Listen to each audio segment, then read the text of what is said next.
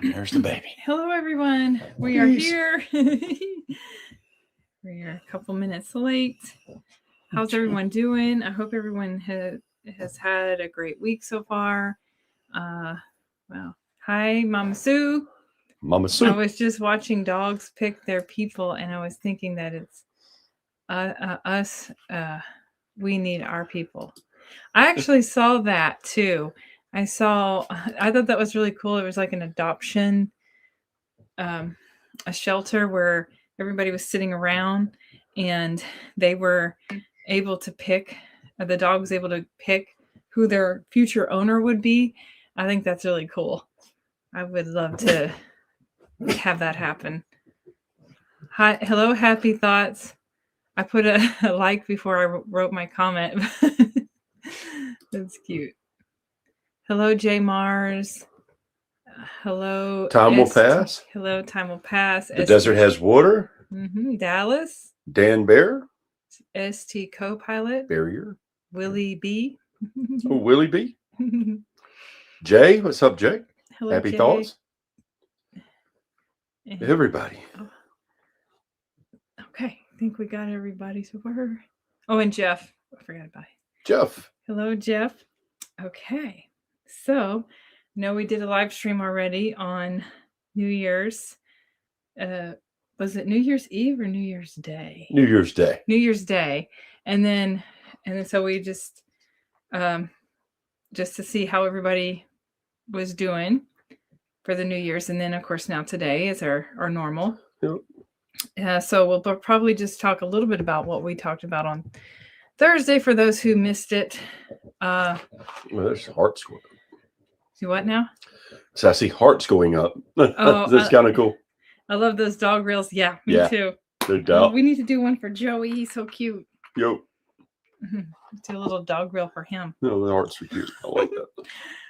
But so of course we just kind of go over maybe the latest stuff going on with Watchtower. As you all know, that they are getting rid, they are demoting the people over age 80. They call them consultants now, whatever that means. But I wonder if that also affects the governing body members who are over the age of 80. Does that mean that they also will be demoted in their duties? And what does it actually mean to be a consultant? So if anyone knows what that means for the people over age 80, are they getting kicked out? Or are they just going to get to retire and live off of Watchtower funds? So if anyone happens to know what that means, please put that in the comments. Or also, you are welcome to come on the stage.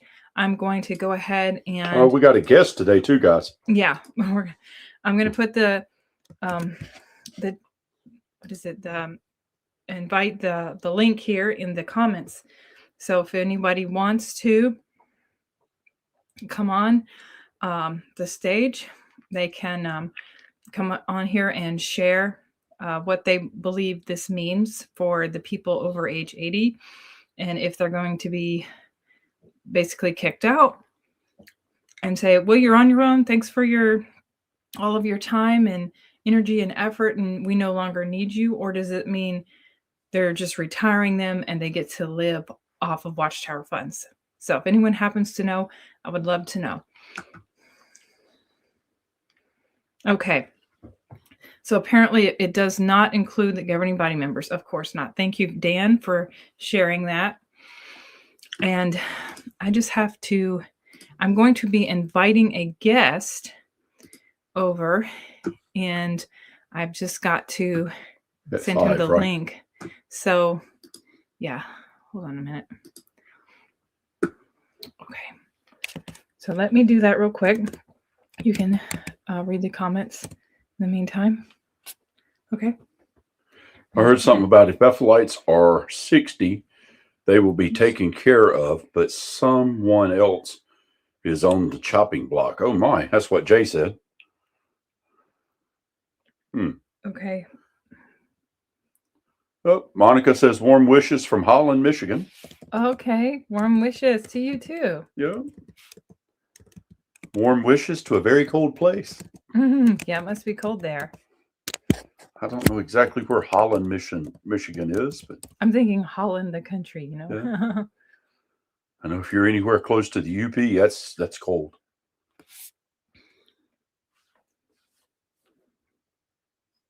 When I was a very young man, I used to like a song called Thunder Island. It was sung by a guy from up in that area.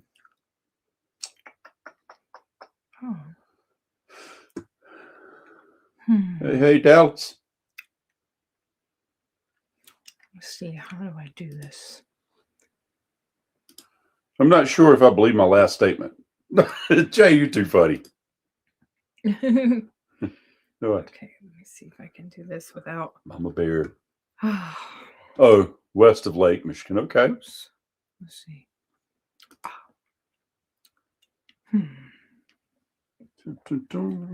Best wishes from Ontario, Canada. Angie Muskie, I like that. Cool. Thank you so much from Canada. Yeah, excuse me, guys, while I send this Ontario. link. Okay. Good afternoon, Casey and Anthony. Jane Spitfire. Hey, Jane. Hello, Jane. Happy New Year, Jane. Yeah. I have seen my people kicked out of Bethel over the years. Yes, that would be a good song. Yeah.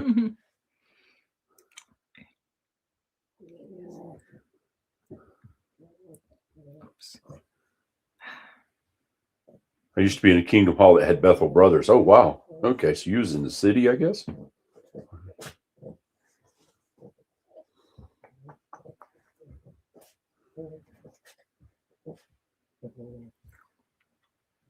All right.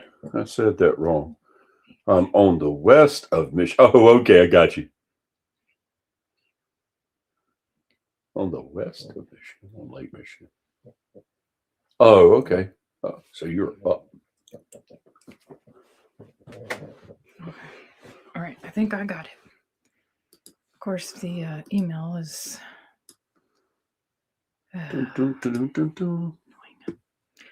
Okay. I was just trying to send the link to potential guests we might have on here at about 20 minutes. Butterfly Queen.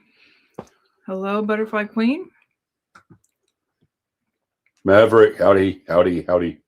Howdy doody. Watchtower Farm Brothers. Howdy doody. I am just a cowboy. But I still wonder, like, lonesome on the tree. Oh no, you're gonna start singing. He just said howdy doody. It just reminded me of a song called the Cowboy Song. So apparently now, live streaming, if it's up to him, it's just gonna be music the whole time. Yes, all music all day. Which all is, music okay. all day. Let's rock. Music is good. Yeah. Music puts people in a good mood. Hello, Maverick. Well, music can do anything. It can put you in a sad mood, a good mood, a happy mood, a somber mood. Cumbersome. My favorite thing. Hello, SD. I have become cumbersome. My favorite thing though is I like a good make you move, make you want to dance. I love a good soundtrack. So like if you watch a really good movie and then like the music just goes with the emotions, like whoa, that can really get you. And so I like a good soundtrack. Yeah, soundtracks are great too. I like all music. So I've even bought soundtracks off of movies that I really liked. There's only two kinds of music, and that's good and bad, and that's subjectable because it depends on the individual. Yeah. So what I think is not good, somebody else loves. So music's good. It's just good. Give a thumbs up for the other JWs leaving the cult. Yay, that's true. Yes, definitely. Thumbs up. Yeah, Jane loves music therapy. I think exactly. It's like therapy. Guys, there's so much going on with the technology today and in the XJW community. There is so many opportunities for people exiting the cult to have therapy, to find a way to heal, and to run across channels like these and others that's out there. Support groups. There's so many things out there now, and it's really good to see. And the music's going to be a huge motivator for people. If you like the funny things that stick in your head, I think those are out there. I ran across another channel I didn't know about that was doing some music. Then I've got the Frequencies of Freedom channel, and wow, it's getting really good, and it's heating up fast. And there's some really cool. Somebody did a video that's totally AI, and it's Jesus talking, and that is amazing. God, I got to go find that again. You guys have got to see that. Have you saw it? What now? What? Oh, it's Jesus talking to the disciples. Oh, no, I haven't seen it. And Peter's like, he asked about, well, will you come in 1914? And he's like, where did you get that crazy idea? I know. That's true. And what was it? And then was it Paul? He was wanting, he was like, I wish to be with the Lord, right? He was saying in the Bible, it says that. And like, well, according to JW theology, Paul was, he was wanting to go right then and be with Christ. But in JW theology, he would not. Oh, wait, let's see. Well, you're thinking, I gotta say this real quick because of Maverick. Okay. Maverick, you talking about you like audiobooks? There is a AI app. You can tell it your life story and print a book in a week and have it published to Kindle or to audiobook in a week. What's the name of it? It's an app. Yes, we put it on here. Like, on here. Go to that accidentally got deleted. It's not Suno. It's not. No. Hold on, I'll tell you because I texted it to you. So let me look. Oh, okay. Casey. Anyways, like I was saying, Paul was like, I want to be with Christ, right? And Casey.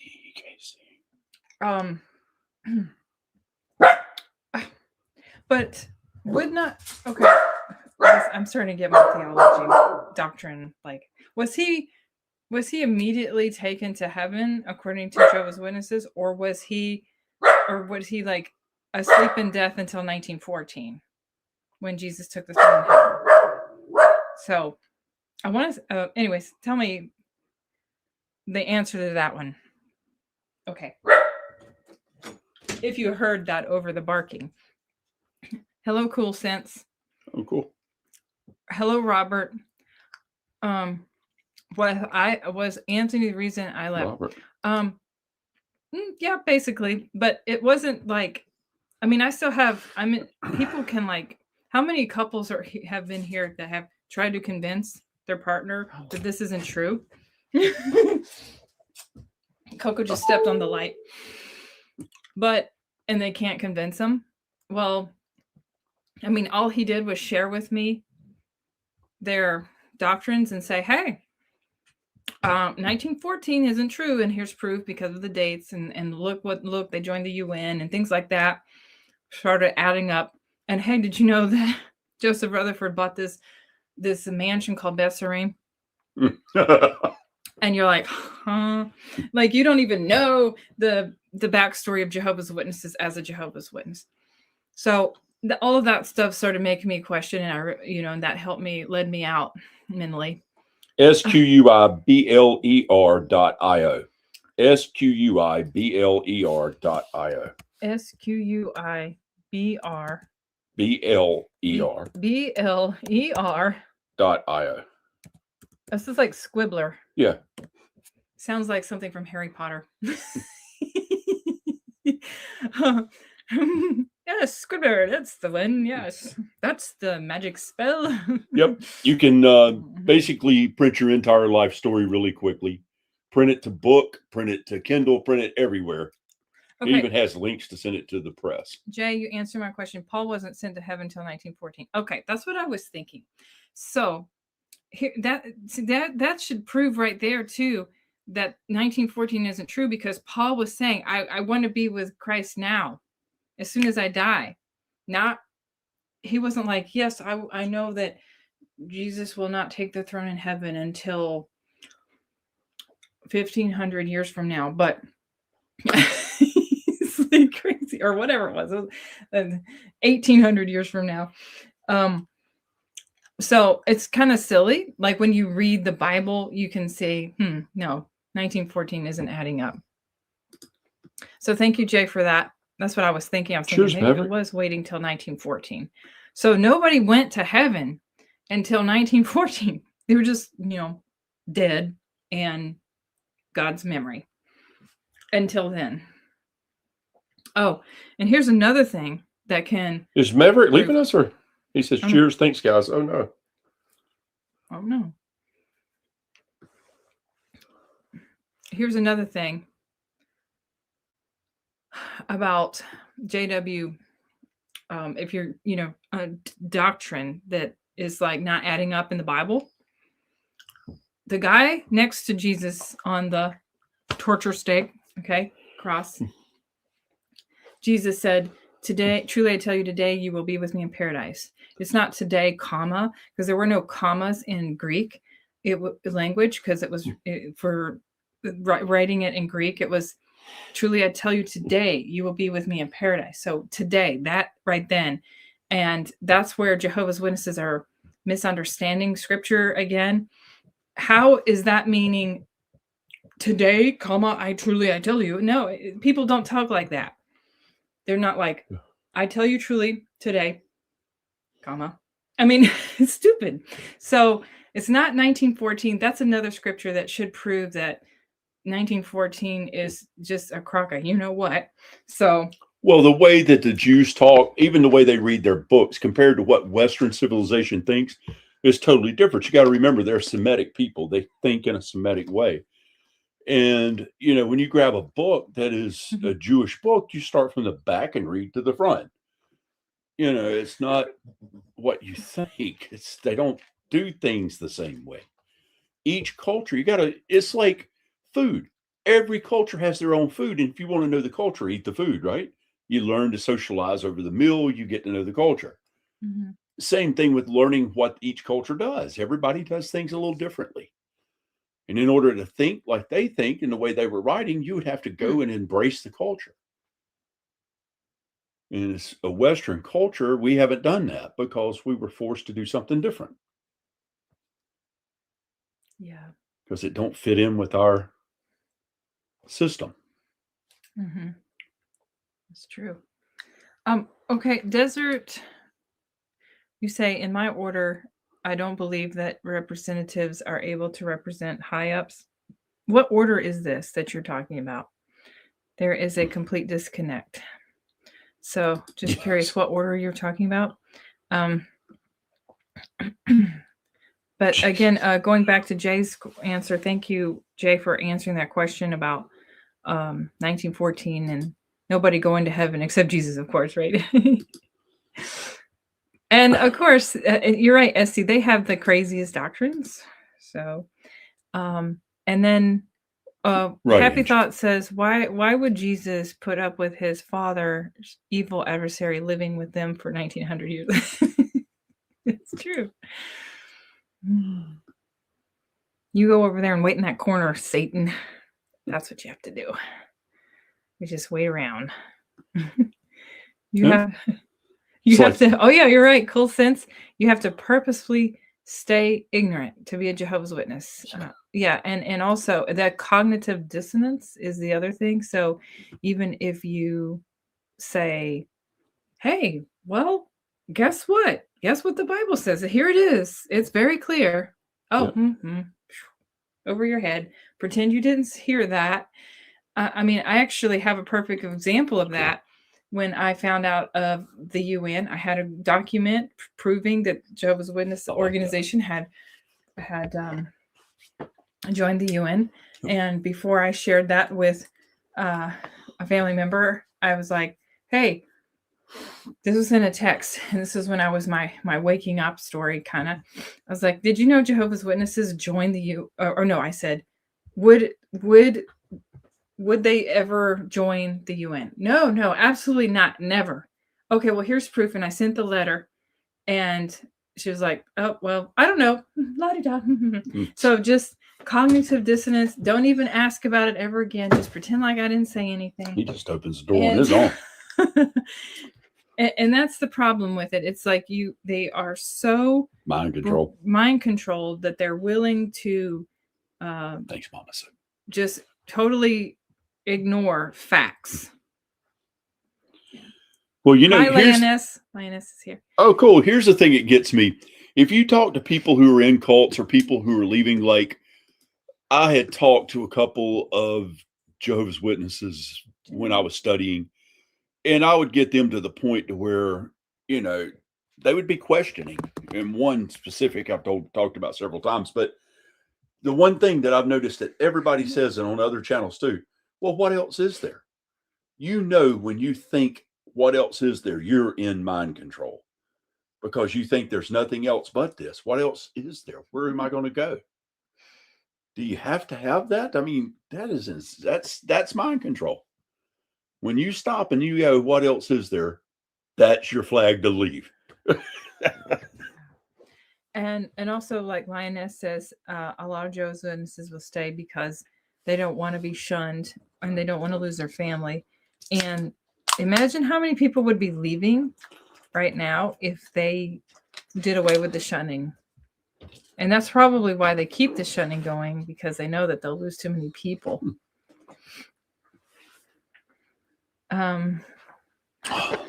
Yeah. Keep the shunning going. That's scary. Yep. If they ever stop it, man, they will be done. Mm-hmm. That's true. Let's see. Yes, JW's had contact with United Nations. Oh, yeah, they had contact with United Nations big time. They joined. That means they had to swear allegiance. They pledge your allegiance to the UN, but you can't pledge your allegiance to the country you live in. Hello, Jenny. Yeah, I think you're right, Jenny. There would be a lot of people leaving if they did away with the shunning.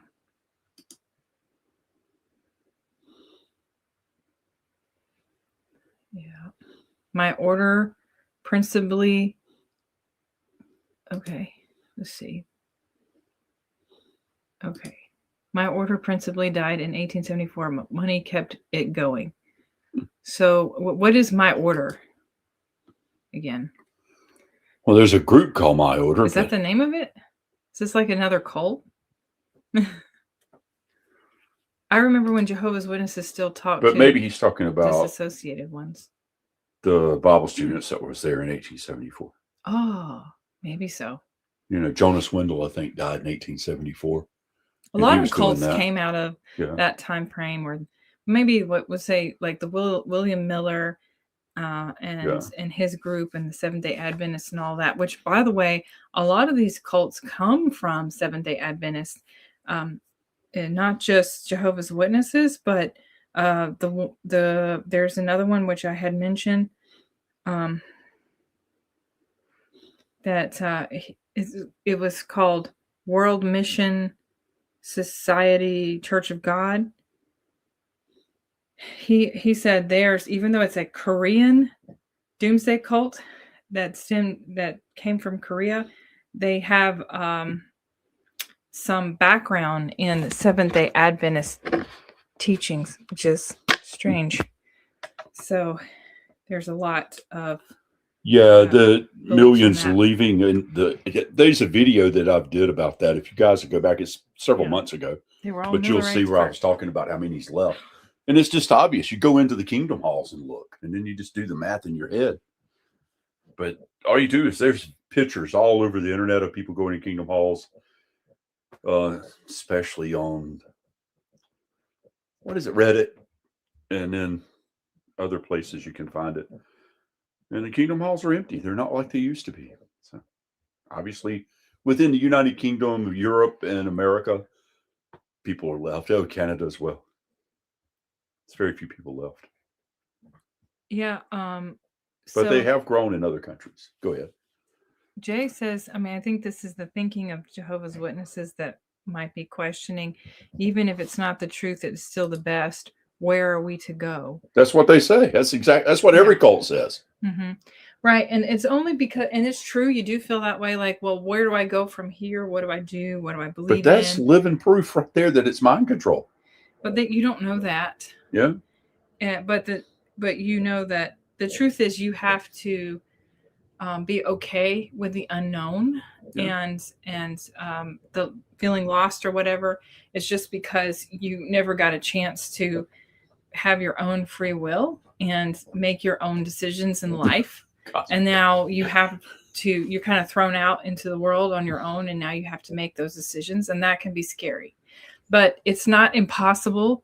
And so people need to not think like, well, this is good enough for me, because it really isn't. It's a very damaging, controlling group that it creates a lot of negative emotions in people. I mean, how many people here felt like they wanted to unalive themselves? I did. Yeah, you're And right. I didn't really have a reason. But a lot of people in that religion feel that way or have felt that way. So it's Who said that? that's why it's better to be out than to be in, mentally at least. And actually physically going to the meetings, it still can get to you because it's such a negative environment. Maverick, you're correct on that. If it has the name Church of God in it, yes. Yeah, I know. It's like Church of God. It's kind of like cult. Anything Church of God seems to be cultish. Oh, hey, Pam. Hi, Pam. Hello, Nadine. Mm-hmm. Oh, the wife is at the Pioneer meeting right now. Oh, man. Wow. Nadine. She's a pioneer. She's very, very absorbed in Cosmic Donkey? it. Huh? Cosmic Donkey. No, not born in, never been. She's addicted to, or they are addicted to, the XJW stuff. Who is it? Cosmic Donkey 000. Oh, Yep. Interesting. Well, it's kind of fun to learn about beliefs and cults, and not just cults. Oh. Like I like learning about Gerald? religion in general. Or So Gerard. sometimes it's kind of interesting to find out why people believe a certain way Cool. and where it all started from. Okay. Gerard says the Watchtower March 2026 says 1914 was the start of the kingdom. Yeah. It's been a long time since this was said. Yeah. I'm surprised they're still using that, but they have to, because if they don't use 1914, what is left, right? Cool sense. I noticed the Spanish Kingdom Hall parking lot are pretty full here in San Fernando Valley. Cool area. Lots of cult members left. Yeah. The Spanish congregations here actually have shrunk, so it's kind of interesting. But the English, man, they're very few. losing. Yeah, they're losing members still. I don't know how many are in the Spanish. What's the guy? Go to the Spanish congregation, find out. What's the guy's name We'll that go hadn't been visit. on here in a while, who we know or met? Mm-hmm. Used Yeah. to be an elder. Right. I can't remember his name on here. His screen name. Reasonable to conclude. Reasonable to conclude. Thank you. Yeah, he told us how big the congregation we went to once was, and we knew some people that went there, and they couldn't believe how much it shrunk. So it's really bad. I'm at a garden variety Christian. Just have a heart for Jehovah's Witnesses. I listen to try to understand the language. Cool. Okay. Cool. Okay. I'd be happy to share. Undeserved kindness. There's a good one for you. JW language. Oh, and something else I saw on Reddit, which I thought was interesting. I thought, I want to talk about this. Is I'm discerned. The language that Jehovah's Witnesses do not like. There are words they hate. Yeah. One of them being they don't like the word church. Grace. They don't like church. No, we're not a church. Yeah. We go to the Kingdom Hall of Jehovah's Witnesses. We go to a congregation. We go to congregation meetings, not church. So they don't like the word church. And yeah, they don't like the word grace. It's undeserved kindness, not God's grace. And then don't talk too much about Jesus. That's a big thing too. They don't like Jesus that much. Like, what about Jehovah? So yeah, the truth. Yeah, they love don't that say word. bless you. Whatever you do, don't say bless you. Well, that's superstitious words, Yeah. Yeah, no, don't bless anybody for any reason whatsoever. I still pick on her about something. So. Oh, okay. Finding All right. So we've got a guest here. His name is Adam, and he is just going to come on here and share a little bit about his cult, which is not Jehovah's Witnesses, but kind of similar in the way that they control people and all. He's just going to share his thoughts for a little bit. And then if you have any questions for him, feel free to ask them in the comments. So I'm going to go ahead and add him to the stage. Hello, Adam. Hey, Adam. Hi. Thank you for coming on today. Just I know you just want to share a few minutes of your story. We thought it would be kind of cool to hear another cult's point of view. There's similarities with Jehovah's Witnesses and the one that you were involved in. If you want to tell us the name of it all. I keep forgetting the name of it. It's very long. How dare you forget it? I know. That's a sin. And maybe if anyone has some questions for you or something at the end, that'd be great. Yeah, of course. Okay, so tell us a little bit about His background too. your background, and then like I mean, not that you need to go into details or anything because I know it's just a few minutes, but Yeah. if you guys tell us a little bit about the church and the name of it and where it started. How you found it. Yeah, Yeah, how you of found course. it. Yeah, of course. I can just give a very general breakdown of first my background and then obviously this organization. Can everyone hear me okay, by the way? Yes. I Okay. can hear you. Perfect. Yeah, so my name is Adam. I run the YouTube channel called Find the Alternative. A little bit about me. I am actually in Salt Lake City, Utah. And I was raised, obviously being in Utah, I was raised LDS most of my life until about 17. And I'm 5th or 6th generation LDS. So kind of have a long history. My great grandparents were pioneers and all that stuff. So have a deep history with the LDS faith.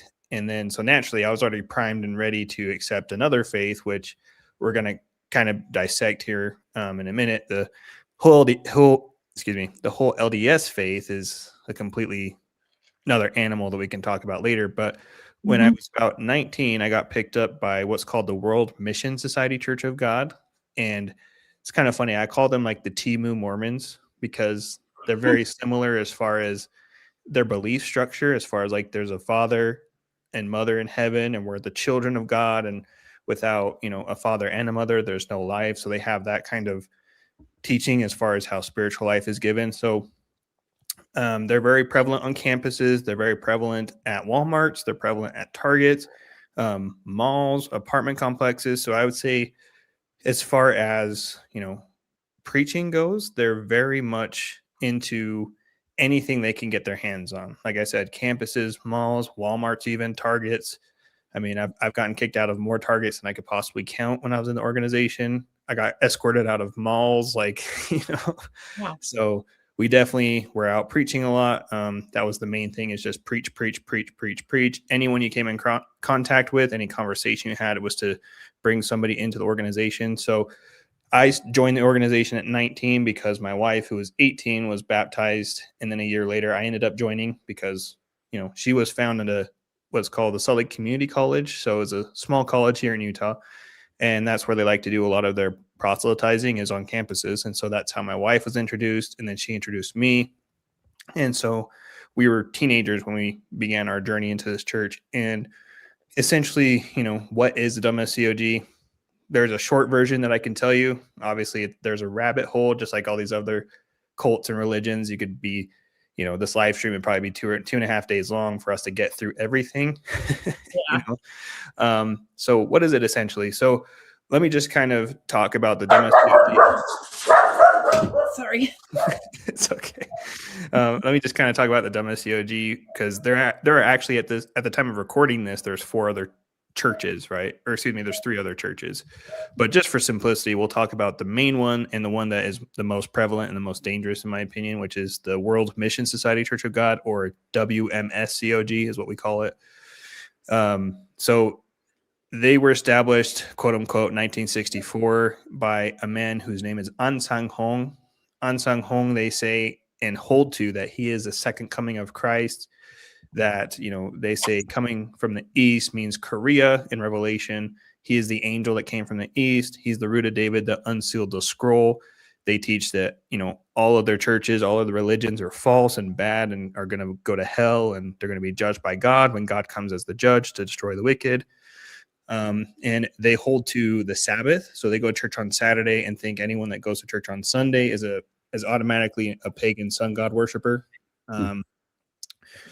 Don't do any holidays, so they don't allow their members to celebrate Christmas, Thanksgiving, Valentine's Day, Easter, any of those holidays, because there is allegedly pagan roots, and once pagan, always pagan. Essentially, that's their mentality, regardless of intent. And so no one celebrates any holidays. And they're very, I would say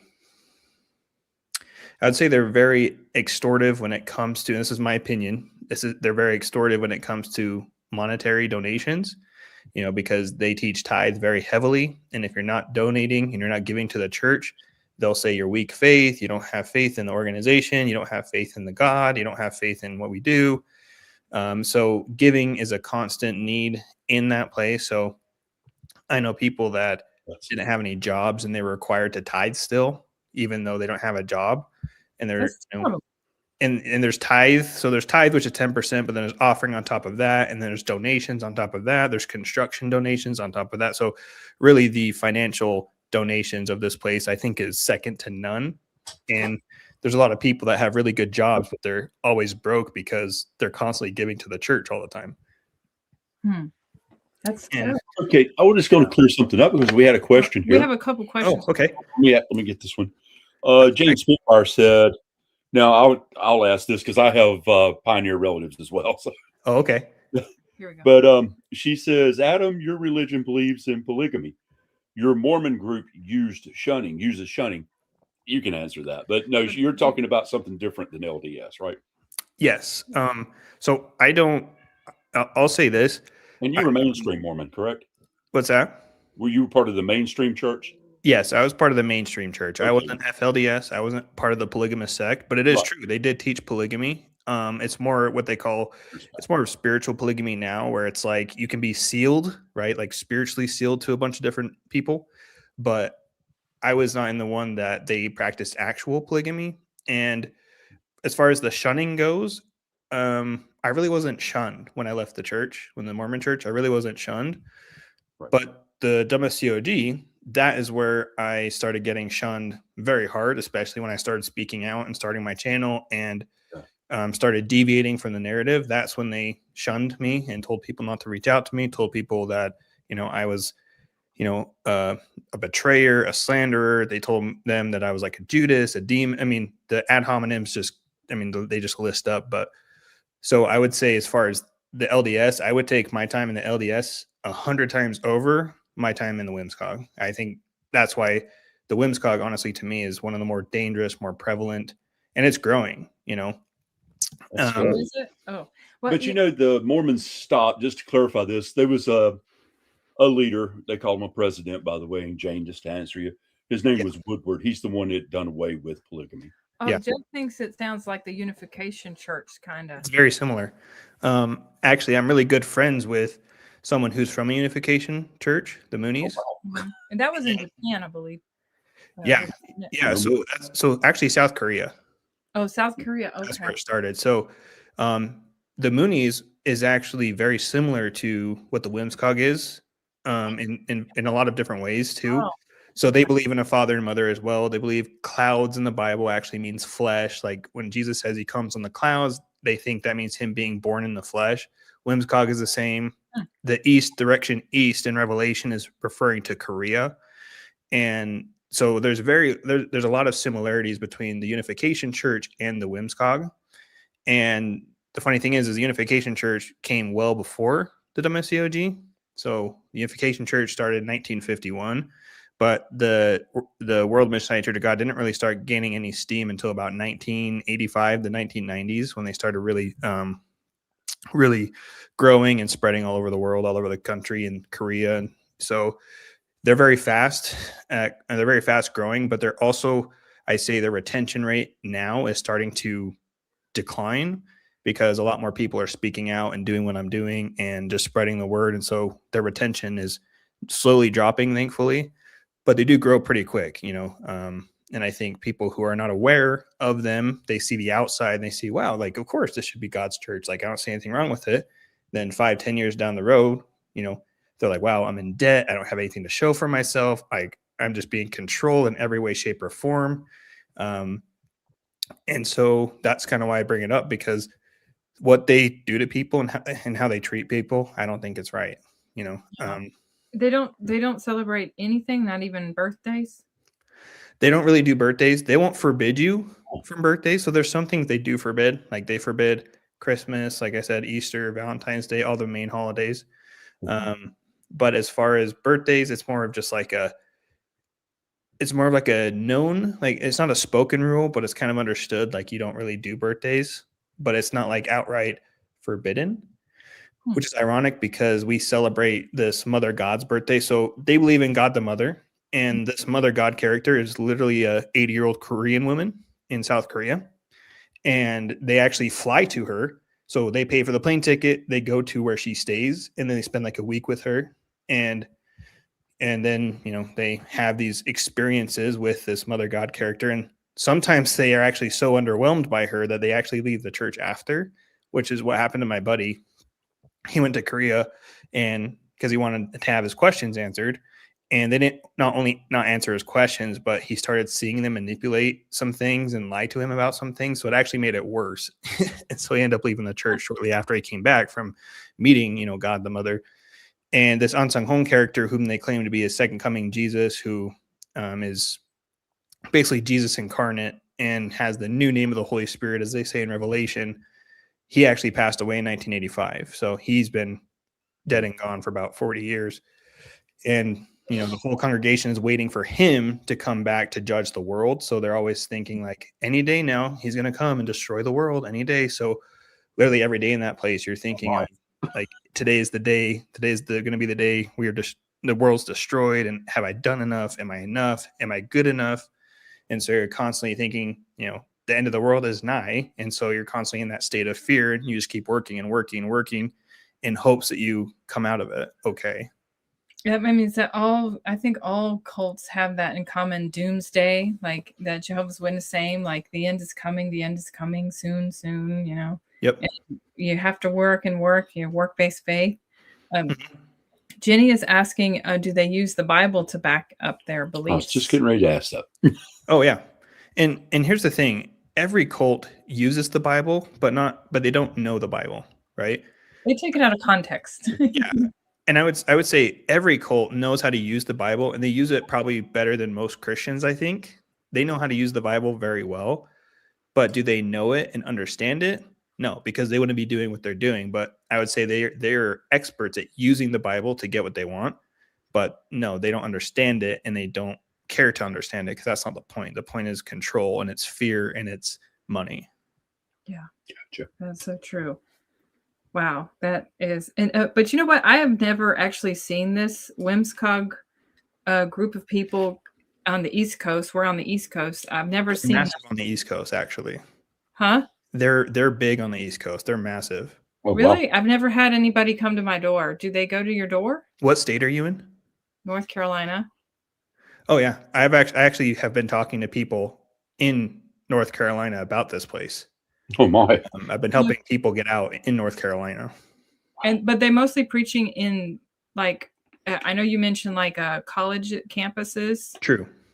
And well, there's a lot of colleges here. Also at what you said, Target and stuff. They go to stores inside the store, or they go out in the parking lot. Inside. They'll pretend to buy stuff. Like I would get a shopping cart and like put a couple of things in, and then just walk around and then just like proselyte, and then I put the stuff back and leave. I'm curious. Have they been on Brigham Young University? Yeah, have they been over there? So they haven't been on, at least to my knowledge. I've never personally gone or know of people that have gone to BYU because that's like a strictly Mormon college. You have to remember too, this organization is very like, they're not ecumenical at all. They hate basically anything ecumenical where it's like religions or denominations coming together. So yeah. I remember one time we were in Layton, and we went to a city hall where we're going to do a big service project as far as the city. And of course there are other religions there, and they wanted to partner with us, and we basically had to tell them no. because we can't even partner. Like if somebody wanted to do a blood drive with the WMSCOG, let's say they're Catholic or Baptist or whatever the case is, they would refuse. Yeah, Jehovah's Witnesses is similar, although they don't do Yeah. blood drives, but they don't do any charity, and they don't like to collaborate with other religions. Well, Jehovah's discuss- Witnesses will ask the members to do stuff, and then the leadership takes the credit for it. Oh yeah. But leadership does zero. Oh, of course.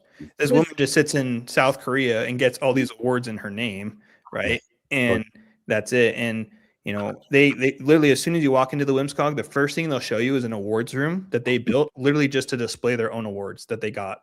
And half of the awards, I would argue, some of the awards are ones that they printed off themselves. Yeah, probably. Oh, I fake. love it. Now, do they do any charity work?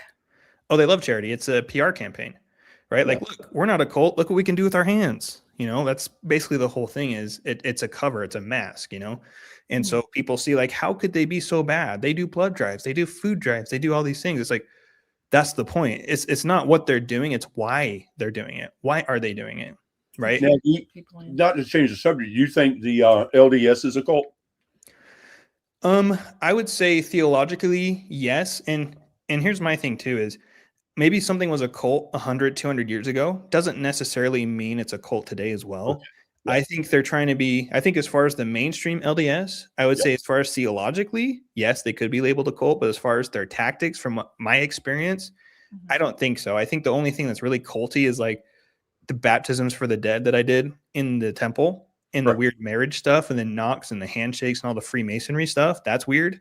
Yeah. But just because something's weird, I don't really say, oh, because it's weird and I don't agree with it, it's a cult. You know, I don't throw around that label very much. But if you are, you know, shunning people, you're extorting people. So I would say like the tithe, maybe that's more culty, and they still have cult tactics as far as the tithe. Like they have literally tithe settlement meeting where you go once a year and the bishop sits with you and is like, hey, where's my money at? You know? Yeah. Is that where Let me they give you your temple recommend, but hey, have you given any money? Yeah, exactly. Exactly. Are you a full tithe payer? Do you know if do they want to see like your tax records or something to see if you're paying enough, or how do they know? Well, no, it's just whenever you pay tithe, you write, you know, what you gave, when you gave it.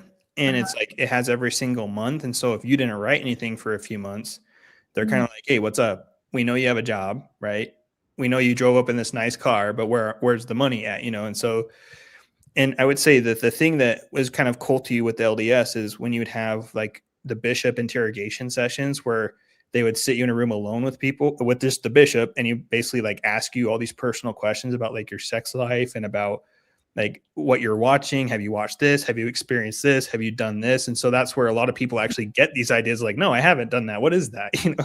So a lot of really weird stuff happens behind closed doors with the bishops. But are they just asking teenagers this, or adults too? I was a teenager. I was like 12. But they don't ask adults that though, right? No, they don't. I don't know. I was never an adult in the LDS, so I don't know. No, they take you in, they set you down in front of the bishop. Yeah. And you go in and you make an appointment. You But go I didn't in. know they asked children questions. Yeah, but they ask the adults, are you a current tithe paying member? Are you I was a kid and they were words asking me that. wisdom? Yeah. Okay. You know, you do you know the thing. Are you following the words with blah blah blah? And I then know there's an They appointment ask though. you, like, questions about what you're doing in your bedroom. no, they don't ask that. They will ask He you. said they did. They do the teenagers, But they that's the worst thing in the world to be asking children. And I never set an appointment with the bishop. I was always told, hey, the bishop wants to see you. That's what I was told. I never set an appointment. I never asked for it. Oh, and the bishop's going to see you now. Okay. Let's just see how many times you. I was like, the first time it happened, I was like 12 and then 14 and then 16. Like it was like once every like year or two. crazy. That's just not right. Randomly you sit should me not down. be asking kids. And you feel so judged when you go in there. You feel scared. But You know. that's another thing that's controlling groups. And I know that the LDS is not, cult like that, but they do have some things that are a little bit too, it's like none of your business, too personal. And then they make, and then of course, like a lot of religious groups, they make you feel guilty for doing things that are natural. Jay says, if someone asked if you watch Corn, you may be in a cult. They're asking you those questions. That was all I was asked. And about, I don't want to go into like other things, but that was one of the main things. And then the weird thing is the bishop would give his experience with it as well. What? I remember one time Oh, I never had that. or I did this when Oh. in Boy Scouts or whatever the case is. Like I heard some, and I'm like, okay, I don't know what I'm supposed to do with this information you're telling me, but Yeah, that's super scary. uncomfortable. Yeah. Ooh. And what's it now? Jehovah's Witnesses don't ask you per se, have you been, messing with Doing yourself things, or yeah. whatever. But if you like, sometimes what it is the guilt gets you too much, and then you go and confess. That's Well, what, because you think this is God's church and I can't lie to God, right? And right. at the same time, they have no right or Yeah. power Well, to be asking you this kind of stuff. The problem that you end up Right. with, though, it kind of bothers me, is I can tell you what you want to know about Nephi, but I can't tell you nothing about Peter. It took a while to learn that. You know what I mean? For sure. I know the Book of Mormon, but I don't know the Bible. I barely even knew the Got book off on of Mormon, another to be honest. subject. Yeah, I know. Anyways. But I don't like that. I like, Yeah. it's like I missed the Bible. Oh, right. Yeah.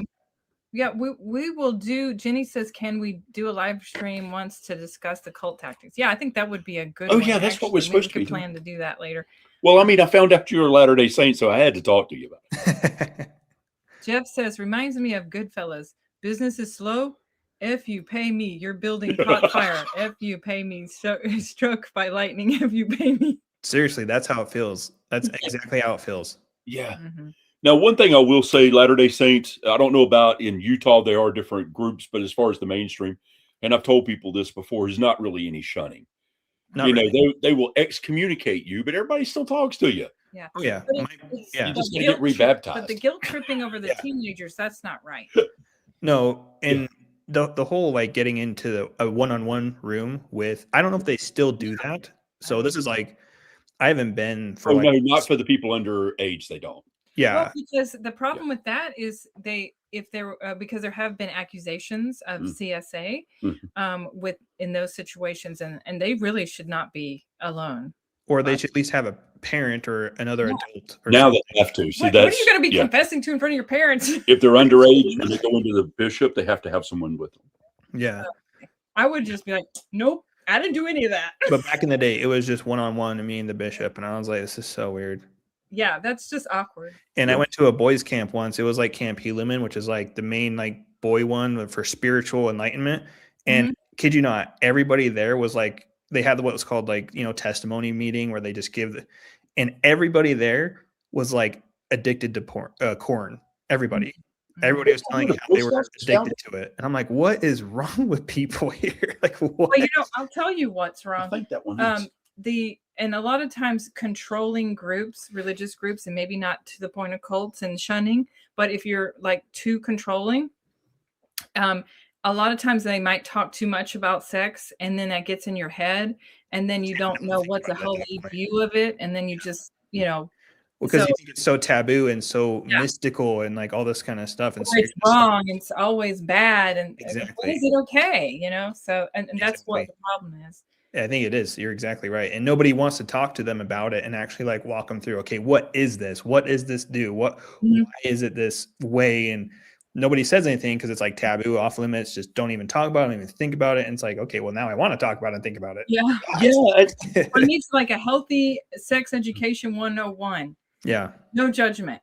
That's what they need to do. And that's the thing too. I would say that's what makes both of these culty, the LDS and the Whimsicog, is this the constant judgment, the constant need for perfection and image, and that constant just do, and maybe then you'll be enough if you do enough. You know what I mean? One of the main reasons I'm not a Latter-day Saint, number one, I despise callings. I don't want callings. I don't like callings. I'm not going to do callings. Yeah. And that strikes you out big time from being a Latter-day Saint because you live around having callings. Exactly. That's your whole purpose. They do a lot of good stuff. Yeah. I mean, man, national disasters, millions of dollars they fork out. They have the Bishop Storehouse. They have, they do a lot. But then now Whimsicog, you said, also did a lot of charity. Oh, yeah. It draws people in. Were they also sexually repressing people too? I would say yes, because they would never want to talk about it. Like there was never like a healthy, okay, this is okay, this is not. Like it was just very taboo. We don't want to talk about it. We don't want to we don't want to, you know, like don't even think about it. Like it was very taboo, very off limits. And so I was, when I'm married, I'm just like, I don't know what I'm doing. I hope I'm doing okay. I hope I'm doing what's right. But we never even knew what immorality was because nobody ever wanted to talk about it. And at the same time, it was very repressive because you're just together because of the gospel. You're just together because you're working for the church as a team. So a lot of these relationships were transactional. It wasn't thankfully, me and my wife, we were together before. And so we did actually love each other and we came out together and we're doing amazing and our kids are doing amazing. But I'm a unicorn when it comes to that. A lot of these other people were coerced into getting married to each other or just straight up arranged. And so their whole marriage was based on a transaction. We're not doing it for love. We're doing it for God. We're doing it for for father and mother is what they would say. And a lot of them are just, and so when you doubt and you start thinking, I don't want to be a part of the church anymore, that was the whole reason you're married. And so that's why there's so many horrific divorces that happen because of it. Now, is there do they have like a judicial committee or someone you confess your sins to in that religion? So this is where it gets interesting. So they have a few times. So there's something, and this is what sets the MSCOG apart. Not only do they keep Saturday and adhere to it strictly, they also keep what's called like the 7 feasts and 3 times. So it's very, what do you call it? Like like Judaism, Christian pseudo religion. It's kind of weird actually, because they don't really keep the old law. They keep a new edition of the old law that they just made up. So whatever you want to label that as, I don't know. But anyway, so they keep what's called the prayer week for the Day of Atonement. So it's like from Feast of Trumpets, and then there's 10 days prayer until the Day of Atonement. And what it is every morning for 10 days at 5 a.m., you go to the church. And the whole purpose of it is you're literally confessing your sins out loud. So you're sitting next to people, shoulder to shoulder, and they're saying their sins out loud on both sides of you. And you're trying to say your sins out loud. And there's like music playing in the background, though, to try and muffle it. But you're still hearing what people are saying. And next to you, you're just like, did I just hear that? What did you just say? Like, I was saying sorry for being late to service, and you're like, "Dang, what are you talking about?" Okay, so it was really weird because you would say your sins out loud, and that would be like, and they would say if you don't confess your sins, you're not going to be saved. You're not going to be forgiven of the sins you don't confess, right? And so you're like, I have to, okay. So you're just confessing, and especially that's in the main church. And then when you're in the house church, it's even worse because you have to be quiet because you're in a house. You're not in like a church building. So you're in a house, and we had the church in our house for a couple years. And I remember we had to barely play the music because it's 5 a.m. I'm in a townhome with a bunch of neighbors next to me. I'm not going to blast, church music at 5 a.m. And so we're just like saying our prayers out loud, but we're clearly hearing everything everyone's saying. And so we're just like trying not to judge each other by hearing what everyone's saying. It was just the worst. But I would say the worst thing actually is they have something called Letters to Mother, where you basically have to have an ID and like you have to be like a believing member. But it's this website where you can go in, and it's an app now actually too. You can go in, you can write a letter to this mother, and you put in your information, you write your letter, and they love repentance letters. And so you put in your what you've done and asking for repentance and all this kind of stuff, and they send it off. Well, come to find out that actually doesn't go to mother. It goes to, if need be, your local overseer. So imagine like your elder in the Jehovah's Witness, right? There's a platform to write to Jehovah, right? And it's supposed to go to Jehovah, but then you've come to find out your local elder or overseer, whatever the case is actually able to access it if needs be to read that letter. And so sure enough, you write a repentance letter about, or you're being persecuted or whatever the case is. And sure enough, 2 or 3 weeks later, there's a sermon being given about that exact same thing that you were just struggling with. And I've even heard from people that the overseers do have access to that information, which is fraud, in my opinion. Yeah. I mean, Jenny, you're so right. It's like they, they're keeping track of your sins per se and giving sermons on it, but they don't call anyone in particular out on it, right? Yep. No, because then they'd have to say like, "Oh yeah, we read that." Yeah. Because if they did call out someone specifically, and that's why, I have plenty of repentance letters they could probably read out loud to the members to discredit me or try to do whatever. But then it's like, then they'd have to be like, "Oh yeah, we do have actually access to that," and so they won't. So because they're trying to hide the fact that they don't have access to it when they actually do. And so people do they know what sin, I mean, are they told what sins are, like which sins are sins or something, like before So they confess? they have, so going back to the Day of Atonement, like I was talking about, before that day, you literally sit down and you write out like 100, 150 sins. So a sin is whatever you think is a sin, right? There's like biblical sins, but then they're like, but the Bible doesn't cover everything. So if something you're thinking is a sin, then it is, right? So, and of course they convince you certain things are sin. So like one of the sins, and you're writing all this down, like the sin of sleeping in when I should be preaching, the sin of having fun when I should be preaching, the sin of wanting something for myself, even though I'm a sinner who deserves death, the sin of wanting good food, the sin of wanting, and it's like these kind of things where you're just like, how is that a sin? But again, this is like a very strict gaslighting church. They gaslight people to the point of they're robots, and so you're literally writing out all these sins that really are not sins. They're everyday functions of like the sin of wanting to have a good job, the sin of wanting to Wow. have a title or position that's over others, when literally the whole point of having a title or position is to be over others. Like it's just so crazy. And Now, people think like I'm just making this up. I literally have a copy of one. now do they also do people write in there like I don't know, masturbation as a sin? Do they think that? And that's the thing. They don't tell you what is really a sin when it comes to that kind of thing. They just leave you guessing. And because that's more better for control, because if you're constantly guessing on what's wrong or right, and it keeps you in this constant state of like turmoil, and that is so much easier to control. Wow, that's yeah. Because Yes, we're not talking about just biblical sins. We're talking about what they consider anything, sins. like anything Jeez. you might want in life is a sin. That's the thing, is they're very Gnostic. No, that's a sin. Well, they teach that you try to kill God in heaven, that we are angels before coming to this earth, and we try to kill God, and that's why we're here. And so Wow. that's what creates this whole mentality, which obviously, actually, the Mormons kind of teach the same thing, though.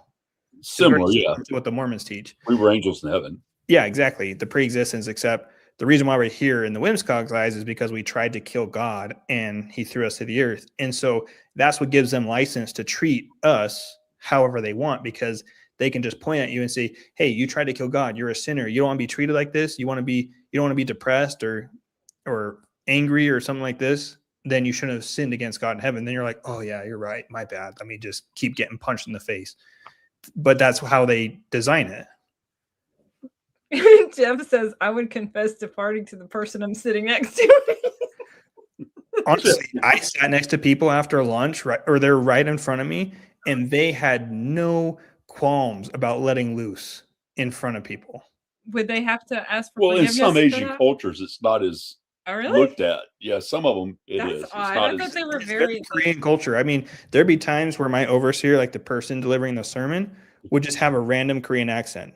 And it's like, his name is Casey, like he's not Korean. He would just be like, oh, God bless you. And then like bow. And I'm like, or he'd be like, that is the one, our father and mother. That is, like, they have this Korean accent. And it's like, you've been to Korea twice. so it's okay. So Very it's much. Holy Father and Holy Mother, but it's got a different twist. Yeah, well, we pray in Korean. So at the end of our sermons, after I we'd be like, Hanare Keshin, Apaji Ansonguni, Mapaji Keso, Kanimashinare Imbakayo Sauna. So I actually remember it weirdly, but we would speak Korean, but we have no idea what we're saying. We have no idea what we're saying. Do you know what that was? What you just said? Yeah, I know what it says. It's like our Father in heaven. Basically, it's like our Ansang Hong, who is our Father in heaven, who's a long time in coming. It's like we pray that when we I mean, there's a lot longer of it. I could do the whole thing, but I don't really want to. You know, like that our Father in heaven, hallowed be thy name in Korean. It's a spoof off of that. That's really what it is. It's a spoof off of that. It's our own version of it. But yeah, so we would say Korean at the end of every sermon in unison, right? We had to follow because I used to preside over the congregation, and we would do that. We'd have a steady like rhythm, and everybody would do it in unison, and it had to be Korean. It had to be Korean. And so, yeah, there was a lot of preachers and teachers that are not Korean, but they'd have Korean accents. Okay. Wow. So so No Spring Chicken was just asking, did they know Korean? So no, they just knew a few. But they were married to Korean wives, though, and because back in the day, if you're a potential member in America, right, you could look at a list of Korean females, and you could be like, hey, I want to marry her, and then they basically send them over, and you get married, or vice versa. If you're an American female, and there's a guy in Korea that wants to come and do the gospel in the U.S., they look at a list and they can choose whatever one they want, and then the guy comes over and gets hitched with that person. Kind of like flirty fishing. What's that cult that did that, flirty fishing? I don't know. Oh, I God. don't know. I've never heard. There's a cult. They done a magazine and everything, and they would send these young girls out to seduce men to bring them into the cult. I don't know. Some old mail hippie order husband type deal, though. Stian says that it sounds like a North Korean plot. It's very similar to North Korea. I mean, if you go to that place, if you know how North Korea works, you can find extremely close similarities to how the Dhamma operates. Oh my, scary. So, did you have to say, I know these things to be true, amen? Yeah. We didn't have to say it like that, but if we didn't believe it in our hearts, we would be afraid of going to hell. Now, do they believe in hellfire? Burning? Oh, yeah. They love talking about hell. Like that is one of their favorite subjects. And they'll even show, because the kids have to watch the same sermons we do as adults. Right. And the kids are literally watching people in some of the sermons literally burning in hell. Yikes. That's scary. But now you said that this Whimsicott came from Seventh-day Adventist teaching somewhat, right? That's correct. Now they believe in like a soul sleep. So from what I understand from the Whimsicott perspective is as soon as you die, you either go to resting paradise or you go and you're kept as like in a dungeon basically until the final judgment. That's who is that? The Seventh-day Adventist? I don't know if it's the Seventh-day Adventist, but I know it's the Whimsicott version of it. Oh, okay. But then eventually hellfire if you don't get in prison. Correct. Oh, okay. So usually you wake up, you're dead. You wake up in prison, you're screwed. Okay, I see. Gee. I see. Very interesting. But you know what? I've never seen them preaching around here. Never. I've never been approached. Well, we don't go to college. Well, no, he said they go back to college. You'll find them. Yeah. But what about stores? You said they go to stores too? They go to Walmarts. They go to, but it depends on like the size. So I'm not sure the size in North Carolina. I know they have at least one main church in every state.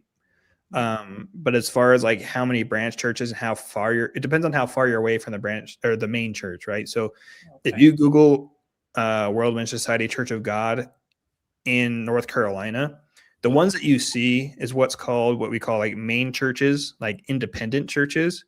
Okay. But there's also a handful of churches that you can't see because they're not legitimate like churches. You think they're in houses or they're in office spaces without really any signage or anything.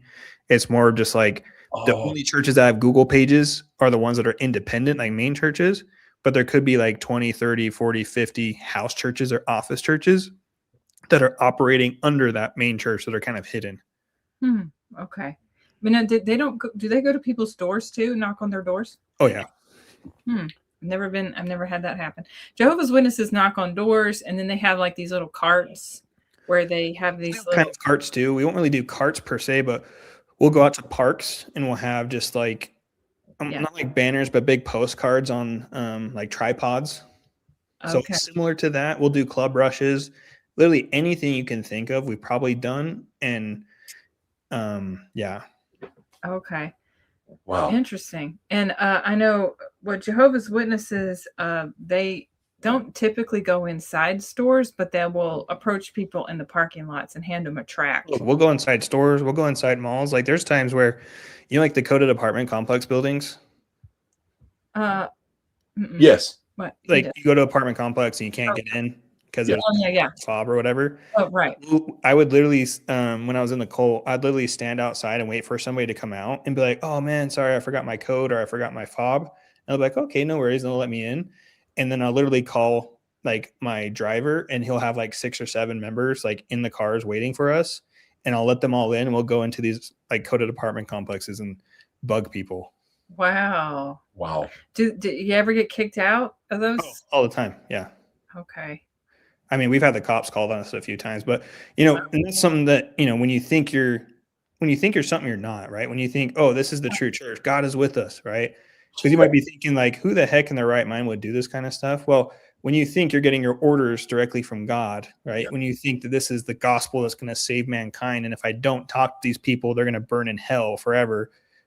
You're kind of like, I have to, I don't have a choice. I have to, because if I don't, I'm going to be in trouble.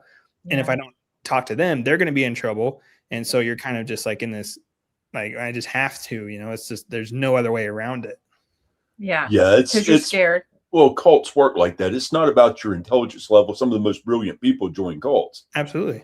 So, I mean, it's greatest, smartest, holiest, godliest people I've ever met are in this cult. Oh, sad. And that's what sucks. And that's why I'm trying to fight, because I want them to use their talents elsewhere for good, except they hate me and they demonize me and they attack me all the time. And they think I'm, just slandering or betraying or whatever the case is. But it's like, no, it's like, I know I'm not attacking the people. I'm not attacking the people. Like the people I've met there are some of the best people I've ever met, some of the smartest people I've ever met.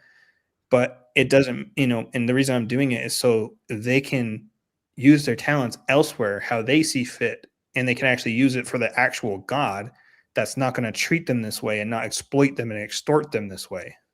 Yeah. I don't know. Maverick was saying it's called the filthy. Yeah, the Children of God was the name of. That's what the Children of God. Okay. Yeah, it's farty fishing. It's okay. Children of God. It was a cult that was founded in California. Oh yeah. He was an ex-Mormon too. Did you ever see the show with Leah Remini about cults and extreme beliefs? And there was like several episodes. One of them was Jehovah's Witnesses and Church of God. Do you know if yours was on there? Whimsicog? No, I mean, the Whimsicog has kind of been flying under the radar. It's relatively new and it's not very prevalent. They're very secretive. I would say even more secretive than Jehovah's Witnesses. Like I could probably walk into a Jehovah's Witness place. I could probably walk into a Kingdom Hall and they wouldn't freak out. Right? Yeah. Like, oh no, they would. A little bit they do. I mean, they'll ask who are you? Who are you? Who Why invited you? As someone studying with you and that kind of thing. Yeah. Do they if I went into a Whimsicog church, what would they do to me if I just they would kind of be, of course they'd be cordial and nice and smiling, like just too much, like very like love bombing, like okay, yeah, as if Brad Pitt or Angelina Jolie walked in, they'd be like, oh, in their mind though, they'd be like, who sent you? Why are you here? What are your intentions? Okay, Joe's was similar. Okay, they would be like, oh, we're glad you're here, but who are you? Why are you here? And who invited you? And all that. Yeah. Okay, Maverick wants to know, how young can you be an elder in the LDS church? 18. Yeah, an elder is, all right, let me tell you, Maverick, what an elder is, though. It's different than what you're thinking. Mm-hmm. An elder is someone who is on a mission.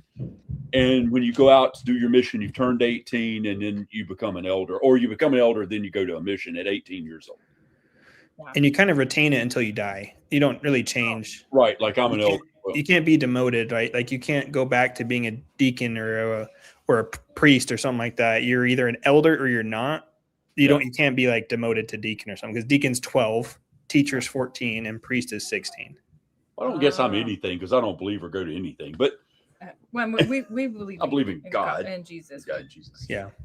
And you are a Christian. But I don't slander the Latter-day Saints, and the only reason why is they don't shun. They don't practice harsh things. I just don't agree with some of the tactics. I don't agree with the tithe enforcement. I don't like knowing that I've got to do works to get heaven. That just drives me crazy. Yeah. That's what it's meant for. It's meant to drive you crazy. Yeah. That's the point. Yeah. and the guilt tripping and all that's annoying.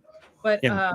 hey, we were talking about this when you go into the Kingdom Hall or maybe in your church too, the Whimsicott, you're given the Miranda rights. Like, hey, anything you say will be used against you when you come in here. Well, I mean, you walk into a World Mission Society Church of God, you're on camera and being recorded at all times. Wow. They have cameras inside, outside, and I have a sneaking suspicion. I can't prove this part, but I think a lot of the rooms are even bugged, to be honest with you. So they can hear your conversations and stuff, I guess. Yeah, and again, the Whimsicott too is like a gossip machine. It spreads like wildfire, and the unit leaders. So there's the unit leaders. It's over like 5 to 7 members. There's a group leader over 5 to 7 unit leaders, and then there's the overseer that's over the group leaders, etc. And each position is designed as basically a tattletale. So if anything is happening to anybody at any time, it goes up the ranks, and it just flies up the ranks. And so if they're not catching you on video and audio, someone's telling someone about you, and it's going up the ranks. Yeah, Jehovah's Witnesses have a lot of gossiping too, and they say that the elders, which are the ones in charge, don't tell your confessions to other people, but it ends up getting out. So how else would it have gotten out if it wasn't for the elders telling? Maybe it's just a very systematic coincidence. No, it's terrible.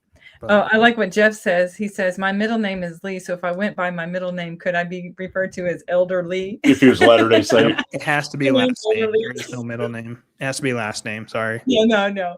But what if his last name was Lee? It would be Elder Lee. It would be. That'd be funny. They are. I've met elderly before. Yeah. All right. Well, thank you so much for coming on and sharing your information. Well, really I have interesting one more question and for you, enlightening. Okay. Yeah. So do they have any qualms about not giving blood, or do they have any weird hang-ups about diet or anything that makes them unique in that way about what they say you have a restriction you can't do? Well, other than believing in a dead guy that's second coming Christ and a 80-year-old Korean lady as God the Mother, believe it or not, there are some other things too. Yeah, that's what I was wondering. So for instance, like if I was handed during Christmas time, if I was handed some cookies that were in the shape of Santa Claus or snowman, I would have to consider them food sacrificed to idols, and I wouldn't be able to eat them. I'd have to throw them away. Thanksgiving, if somebody prayed over the food before I did, it was considered food sacrificed to idols. I couldn't eat, which made it super awkward. Same with Christmas dinner or Easter dinner. If somebody prayed over the food, like we couldn't have any Easter candy, right? Because that's pagan. If you couldn't, basically like some stuff like that, like you wouldn't get a soda pop that had Santa on it. What's wrong with the snowman? That's just winter. What's wrong with the cookie in general? Is it the shape that makes it pagan? Is it the frosting? Is it the ingredients? I mean, again, it's just these cults kind of make you spiritually retarded, for lack of a better word, because you can't. We're not talking about the Latter-day Saints, Maverick. We're talking He's about. wanting to know if there's any famous whistleblowers in the LDS. I mean, what would they whistle? Whoever wrote the CES letters, I don't know who their name. Whoever wrote the CES letters, and there's a lot of actually really prominent anti-Mormon apologists on YouTube that are pretty good. Well, the things I have a problem with is the CSA problem they had in the cover-up. Yeah. That happens in a lot of places. Thankfully, it didn't happen to me, but I know people did happen to. Yeah. Right. And the camp you mentioned, the Boy Scout camp there, I watched a documentary of someone who went there. That's where the Boy Scouts started. But anyway, exactly. And I was an Eagle Scout, so it parted after I was an Eagle Scout. I'm like, oh, thanks for the protection.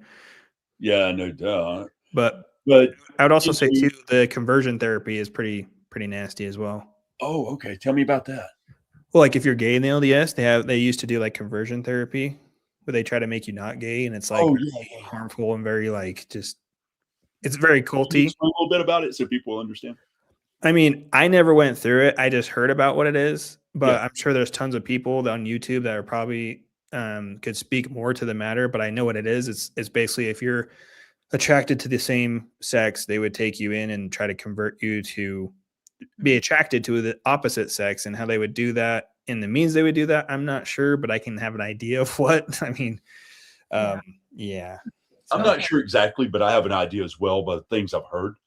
And it's just, there again, when somebody controls your mind other than you, you know it's a problem. Yeah.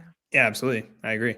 That is interesting about Winskog and there, like you can't eat anything that was Christmassy or Easter or anything. Or Okay. presents, right? If somebody handed me a present with had a Santa Claus wrapping paper, I had to like give it to the church or something. Or Mhm. I mean, it got so bad to the point where me and my wife, we would still get Christmas presents, but we would return them and then buy different ones that were the same thing, but buy just a different one, just because we didn't want to have that, be pagan. Because Yeah. we literally return our gifts, get the money, and go buy them again, just so that way they weren't Christmasized or Christmassy. Oh, Or okay. cases. Well, I know Jehovah's Witnesses would also they would not feel comfortable with But any gift cards are fine as long as you give part of the gift card to the church. Oh my goodness, what Oh it's all my. about money. It's all about money. It's terrible. They would ask us to tithe on our tax returns and stuff.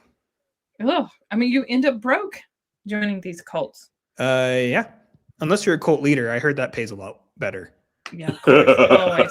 It always Yeah, does, it's like man. yeah, the cult leaders and the Jehovah's Witnesses making pretty good money too. You know, it's sad, and I don't mean to make light of this, but because it is sad.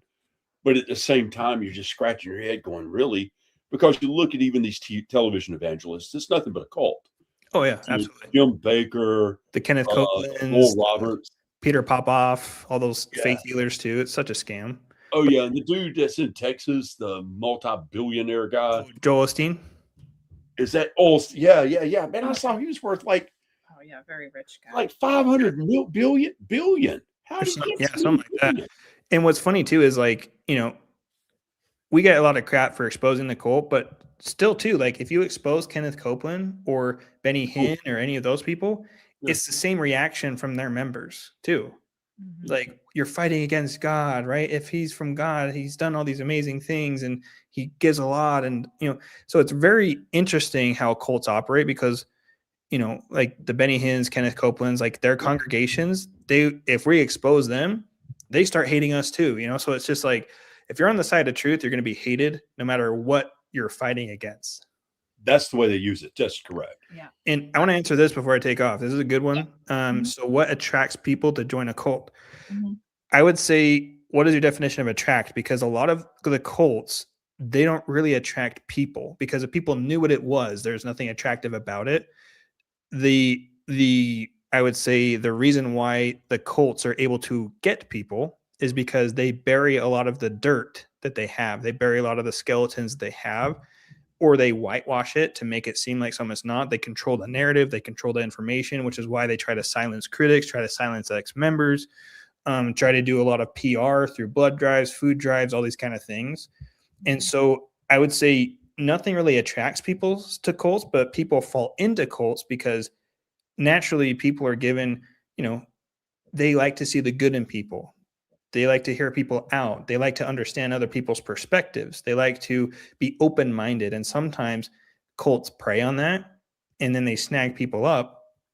And of course, cults are not forthcoming with anything. They're always hiding things, always trying to manipulate, deceive, bury things that they're in their past or change or whatever the case is. And I would say how people stay in so long is because love bombing. And, at first you get there, right? And they're just like, you just have to do, like, for instance, Whimsicott. They're like, all you have to do is keep Passover, right? And then when you go in there, you're love bomb. They love you so much. They make food for you. They do all this stuff for you. They even give you gifts and this and that and the other. And they're like, all you have to do is keep Passover. So you're like, oh yeah, this is amazing. Like, this is totally God's church. But then 2-3 years down the road, it's not the same. And you're constantly chasing that first love is what they call it. Like your first, impression.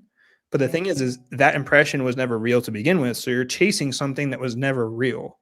And so why you're in so long is because you want to find that again, that love, that connection, that praise, that, that feeling of, hey, I'm good because I just kept the Passover. I just did this thing. But then that thing turns into two things turn into 4, or 4 turns into 8. And pretty soon you're chasing this non-existent love that you had, but also the bar is getting raised higher and higher, but your ability feels like it keeps getting lower and lower. So it's just constant vicious cycle. And as soon as you feel like you're getting to the point where you're getting to it, there's a change or a shift, and now it's like, okay, actually now this was the bar, but now it's up here now, and so you're already like, oh, I almost got it, dang it, start over. It's just Yeah. it's a constant cycle. Yeah, it's the carrot. It's Yeah, dangling the carrot. That's dangling right. the carrot. Yeah, And every time you reach for what it, keeps people in this place is the unbelieving unbaptized family members. They'll say, well, if you do more for the church and give more to the church, then God won't be so harsh on them, and maybe God will save them. And so that's what keeps people in too, is that hope of like, hey, if I just, put my head to the plow and I just tunnel vision, I just blow through this, my family will thank me later. And they'll be like, oh, thank you for not listening to us. Thank you for not, even though we called you a cult and this and that, thank you for, not believing us and for saving us. Like, so that's what's going in people's mind too. And so that's what makes it very hard to leave as well, because you're so focused on trying to save your family because you love them and you trust that this organization is giving you a way to save them. That's what keeps you in too. Yes, perfect. Also, so the intentions are good. It's just the that you cult is not.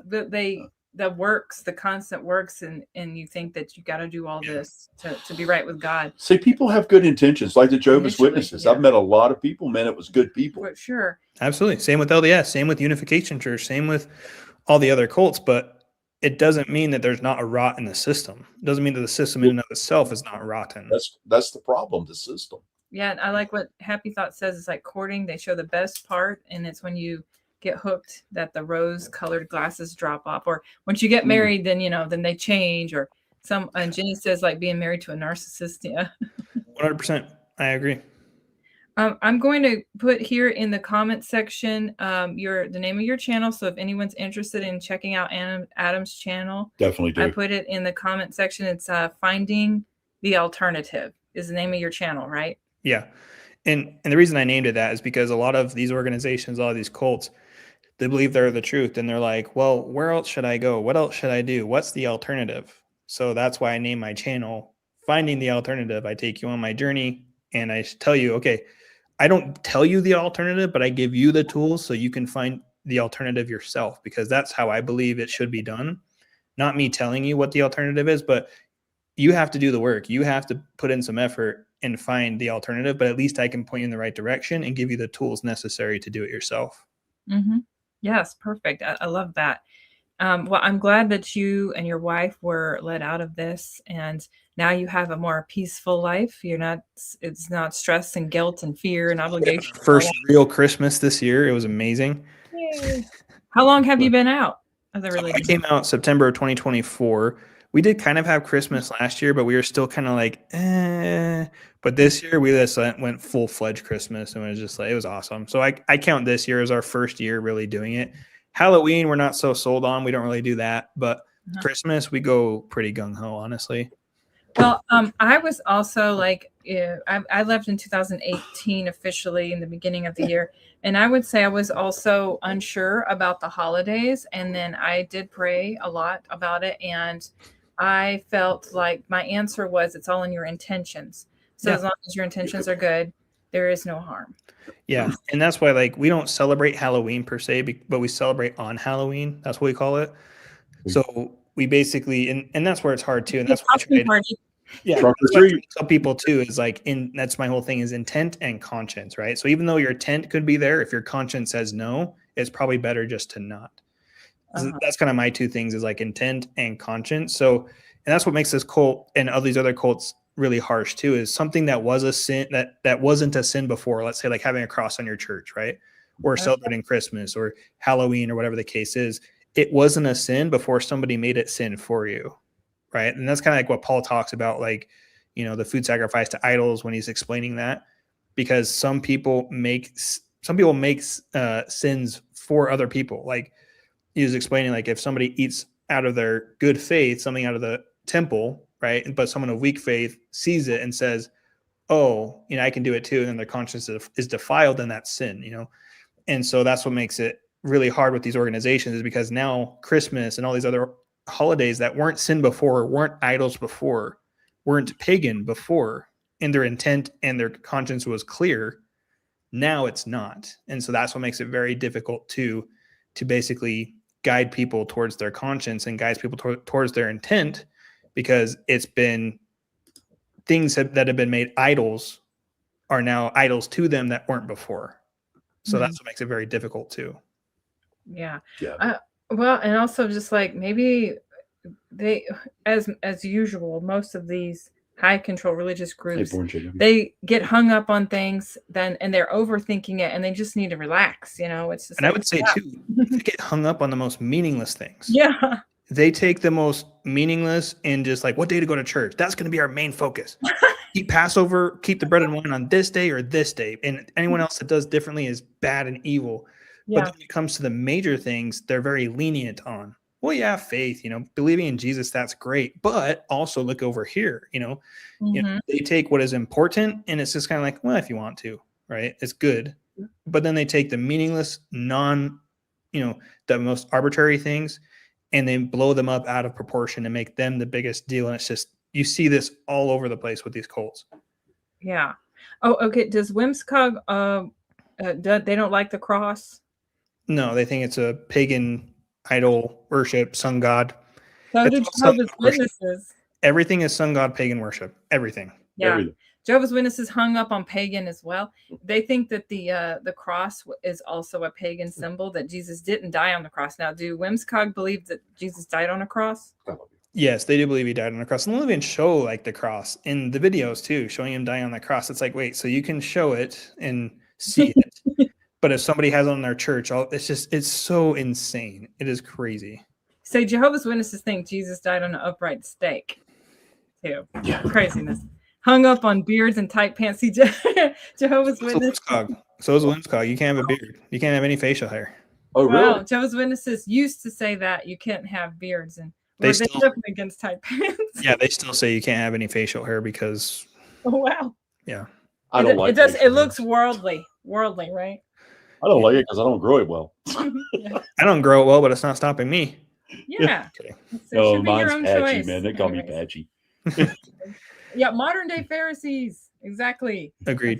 They are. Then they'll also call other people modern day Pharisees. Mhm. But of They course, with these organizations, there's never a mirror. There's always a measuring rod. Yeah. Yeah, Okay. that's true. That's not like that, a Miriam, right? But these cults, man, they always try to sucker people in and then guilt them into staying, though. That's the problem. It's here, look how beautiful and Punish you great for things going are. Come wrong. on in. We love you. And then once you're in, They'll squeeze you for everything that you possibly can and then kick you to the curb after. Yeah, and make you feel guilty about everything. Yeah. And after you leave this place, you're hopeless, you're depressed, you're fearful, you just like the amount of anxiety and fear and depression that comes out of leaving this place, because you get shunned and you lose your family, your friends, everything, and your whole purpose in life. And it's devastating. And that's why I try to fight back and tell people, no, your purpose is better than what you ever imagined. Your reason for existing is better than you could have ever imagined in that place. Like, let me show you. Yeah, and they need members to make money, like Gene says. It's always a business. There's always a business, and they're never transparent with their money. They're never transparent. Yeah. Just give it to us and shut up and don't ask. Yeah, Jehovah's Witnesses too. They're not going to tell you the truth about like where they're putting their money in, like stocks and all that. don't all these Yeah, churches do that? I mean, yeah, Well, it's forbidden. in our all the church. Latter-day Saints are like They'll say building. it's worldly, having retirement and like all this kind of stuff. It's like worldly, having retirement, stocks, all these kind of things. It's really, but then the leaders will have it. They'll have I'm the sure stuff. they do. I mean, they own massive amounts of real estate, properties, businesses. Oh, really? To us, oh, you want to own a business? That's worldly. Don't you know the Father's coming soon? Don't you know the world's about to be destroyed? What are you doing? Preach. They want you to So do they keep more. buying more. They Yeah. want you to We do need more. You don't need anything. We need more. How would That's they get enough crazy. money if you're not making enough money in your job?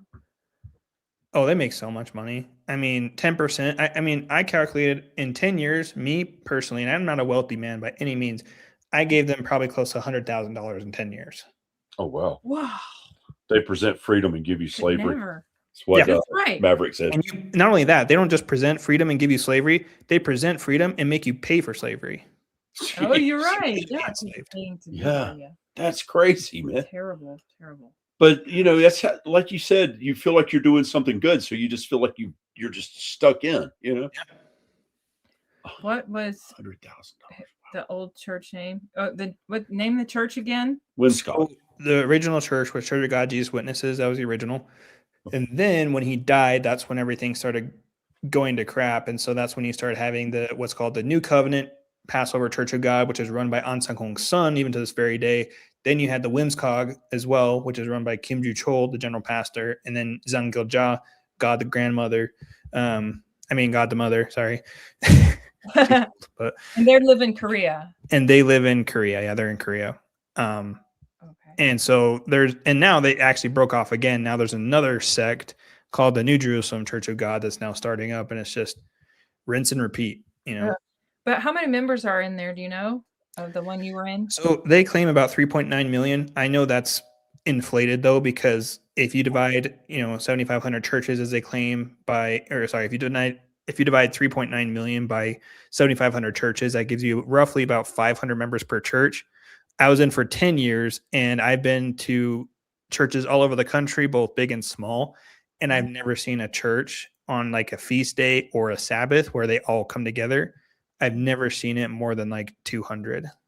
Okay. And so I think those numbers are highly inflated. I think I'm still even included in those numbers, to be honest with you. That's what Jehovah's Witnesses do. They include people who are no longer going. And here's the thing, they call me slanderer, betrayer, and they even remove people who write songs like in the hymnal. If they leave, they take their new songs out. And if they've taught certain, gave any sort of education, whatever, they'll tell their members to throw it away or whatever the case is. You don't want their faith. But you know what never is returned? Guess what's never returned? Your money? Your money. Yeah. So in a way, they're worse than Judas, because even Judas and the Pharisees even had the mind to not want the money. Yeah. But, we're called Judas's, Demas's betrayers. But guess what? They still like to keep our money. Isn't that, yeah. Think of that way. You should sue them. People have tried. Adam, did they tithe? Did they have tithing 10%, or did they ask for more than 10%? Mandatory. If you weren't tithing, you were basically going to go to hell. That's what they did. Was it 10% or more? More. So it was 10%. That's a mandatory. But then you also have other offerings that are kind of mandatory. Like if you don't do it, you're not going to be in a higher position, right? You're not going to be in a higher title. If you don't give, then you're going to be kind of looked down on, what's wrong with your faith? Let's study more, right? So it was 10% is mandatory, but I calculate I was probably given 20, 25% at the end of the day. And some people were giving 100% of their income. What did they live on? So they lived in the church, but they had a job, and basically they were still paying rent for living in the church, and they were giving all their money to the church. Well, how would they eat and get anything that they needed? The church would pay. They would give the money to church, and church would pay. Yeah, the church would give them little bits of their own money. Oh my God, it's terrible. That's wicked. Horrible. So if you look on my channel, the last interview I did, he talks about it. It's my buddy Mitch. He's in Denver. That was literally his story. He had a engineering job where he made over six figures. He was literally giving the organization $5,000 to $6,000 every single month. Wow. Was he writing it off at least as a tax write-off? No. Because you write off a charity. We need a worldwide cult redress scheme. We need a whirlwind cult redress worldwide scheme. Oh, he said wind and then wide. Yeah. Worldwide cult redress scheme. Yeah. Oh, wow. What did Colin say? All churches have. You go ahead and read it. All churches have a treasury department that's responsible, or investing and getting profitable returns on their money. It's a business in the end. Yeah. Well, I really hope, Adam, that you can help a lot of these people out of that, because that's very damaging. That's crazy. And I just I don't know how they even have people follow it, but Jehovah's Witnesses claim 9 million, but we know that it's not not nearly that many. It's hard to know the exact numbers because it's not the truth. It's all inflated. They lie to you about the smallest things. You really think they're going to not lie to you about the big things? Yeah. Yeah. What the Latter-day Saints claim 21 million, right?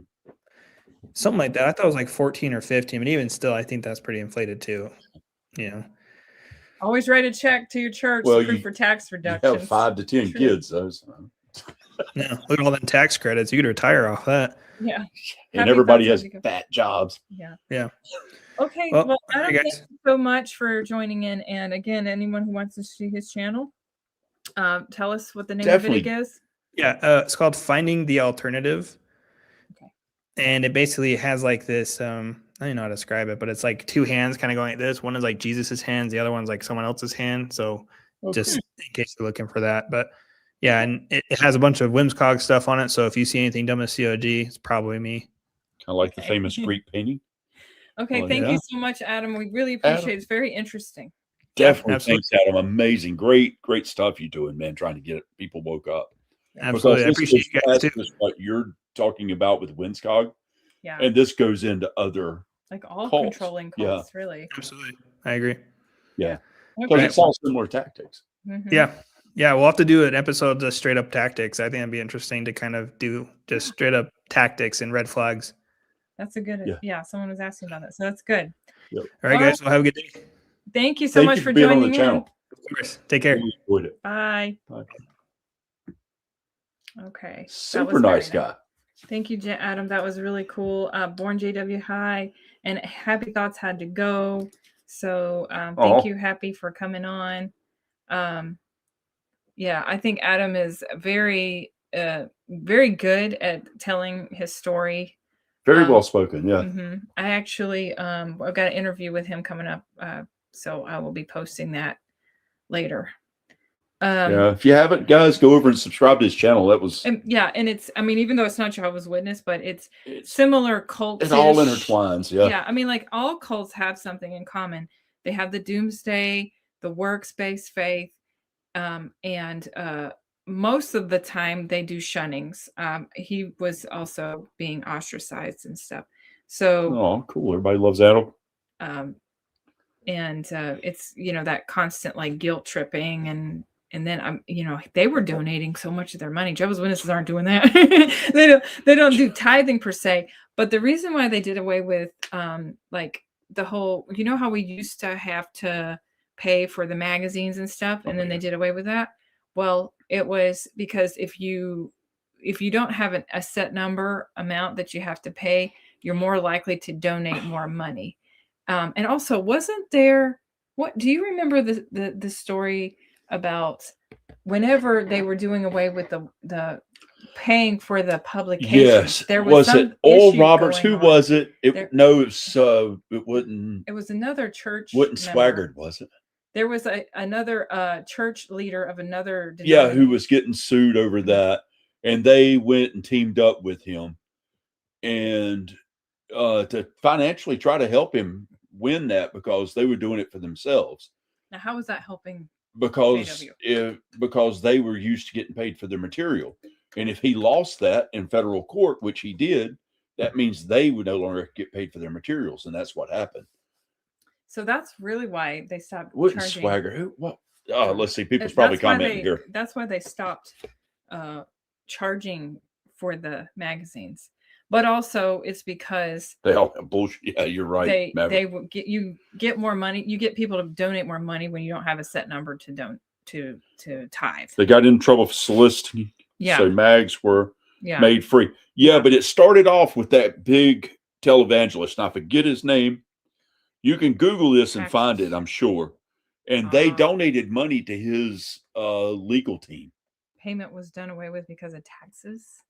No. Google this. I forget what it was exactly. Maybe that's true. But it started with a big televangelist, guys. Let me see. Okay. Billy Graham. That's it. Thank you. Billy Graham. It was Billy Graham. Billy Graham got in trouble for. Yeah, they paid. Look, man. Yeah. Here, Billy Graham got in trouble for something financial. Yeah. And somehow Jehovah's Witness organization, Bernie Worrell was also they were concerned they would get in trouble because of charging for the magazines. Yeah, because once that was lost, I mean, they couldn't charge no more. It was over, and there was taxes that would have to be paid for that. It was a lot of issues going on with it. Because then, see, it's a business and not a nonprofit religious organization. If they charge for things, then they can't be not a charity. Oh yeah, no spring chicken says. I remember asking for a quarter. Yeah. Yep, Yeah. I remember, and then would go up, with time, 50 cents. I think the most we ever had before they did away with it. I think it was like maybe the most I think I remember a magazine cost them might have been 75 cents. Jehovah's Witnesses stopped charging for the magazines in early 1990s, transitioning to the volunteer donation model primarily to avoid sales taxes. U.S. Supreme Court had ruled it was Swaggart Ministries. Oh. Oh, yeah. They had donated to Jimmy Swaggart's legal fund. Hmm. Yeah, TV pastor in a scandal. Shocking. Exactly. Yeah. Okay, now Jay says it was because of here- taxes. There it is. It's right here, and it's talking That's about why they created voluntary donations. Yeah, voluntary. It was taxes, and it was all because it started with Jimmy Swaggart, Swaggart Ministries versus California. That's when it started, I guess. Yeah. It was It said the Supreme Court ruling allowed states to tax religious items sales as seen in the Swaggart Ministry versus California case. Anybody know where I can buy some miracle wheat seeds? Funny. And they had donated to his legal team because if he won it, then Swaggart. they could keep charging. Was the point. So it was Swaggart. What's his first name? Jimmy Swaggart. Okay. Well, it's Swaggart Ministries versus California. That's the way you'd have to look and it then up. Swaggart lost. Right. He lost in Supreme Court. Because what was he doing? Was he charging people for something? Yeah, he charged them for all the material he sent them, man. They'd send him donations. But well, wait a second. Scientologists asked for money. Yeah, but that's for to all buy the their books. books, and that's just they're selling you a book. But they have to pay taxes on that, right? I'm sure they do, but they're selling you a book, and then they'll ask you to. It's a business. Scientology's religion Eventually, / business. Yeah. But then they Try to go clear. Scientologists, they're the way they get your money is they make you buy all these books and you have to pay for them. So they're making lots of money from you paying for all these books on Swaggart Ministries versus California. I remember when the pitch was the magazines are free, but a donation to cover the cost of printing and postage would be appreciated. Yeah. Or I remember I used to say, if you'd like to leave a donation for the worldwide work, this is just goes to print more magazines like this. Hopefully they'll give you some money. Sometimes I wouldn't ask because I would be scared. I'd be like, I don't want to ask for money. A year or two after the U.S. stopped asking for donations in the U.K. in the early 90s. Okay, so the U.K. did too. We were just told it was going well in America, so we were doing it here too. Huh. I see. I want the 41 to go down next. What's his face? Kenneth Copeland. Oh, God, that guy looks like the devil. Why does he call him a farty one? I don't know, but he looks wicked because he's just old and just who knows. The old he's fart. mean. Yes. He's angry. He just looks angry. This lady, man, was being nice and just come up and asked him something. He's getting ready to get on his private jet. And he just looks at her so crazy. And what did he say to her? I forget, but basically belittled her in some weird way. You're beneath me. Yes. Peasant. Just type in farty preacher. Okay, gotcha. Oh, that guy. Okay. He looks crazy. Yeah. He's got this look. I'm looking at him right now. He's got this look. Yeah, that's him. His eyes like this. Yeah, he didn't he take over Jimmy Swaggart stuff or somebody like that? I don't know. Maybe someone knows. Or was it Old Roberts? I think it was Old Roberts, maybe.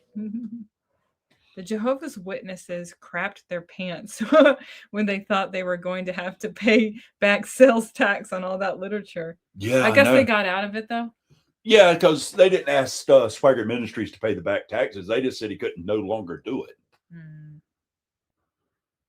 Every time I load up on an airplane, Copeland comes to mind.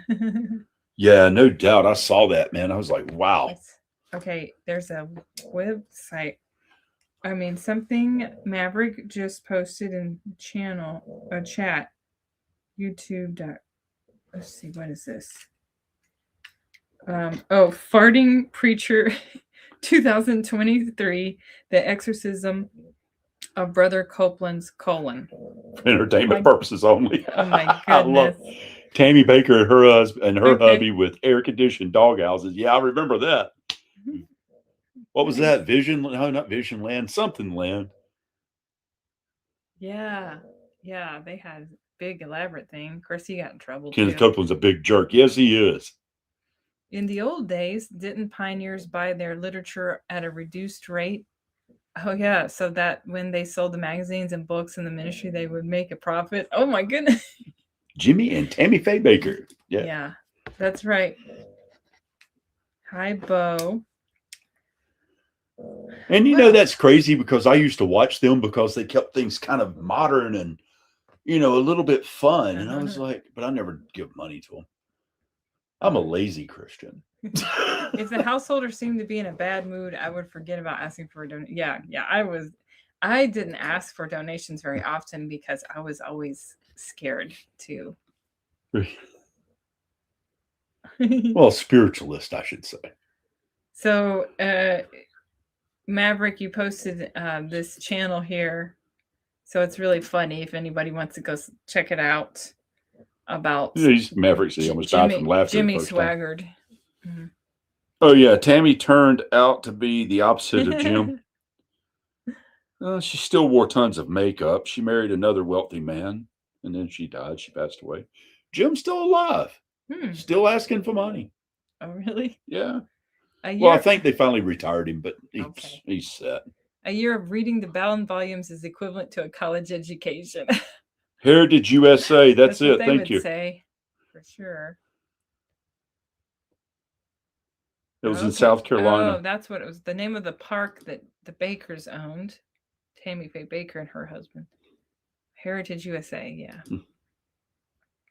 SNL needs to do a JW skit. Yes, Lioness. That would be good. Oh Who said that? Lioness. Oh, yeah. SNL is so funny. I always loved watching SNL. Oh, there it is. And my favorite people was Will Ferrell and Adam Sandler and Chris Farley and Rob Schneider and all that bunch.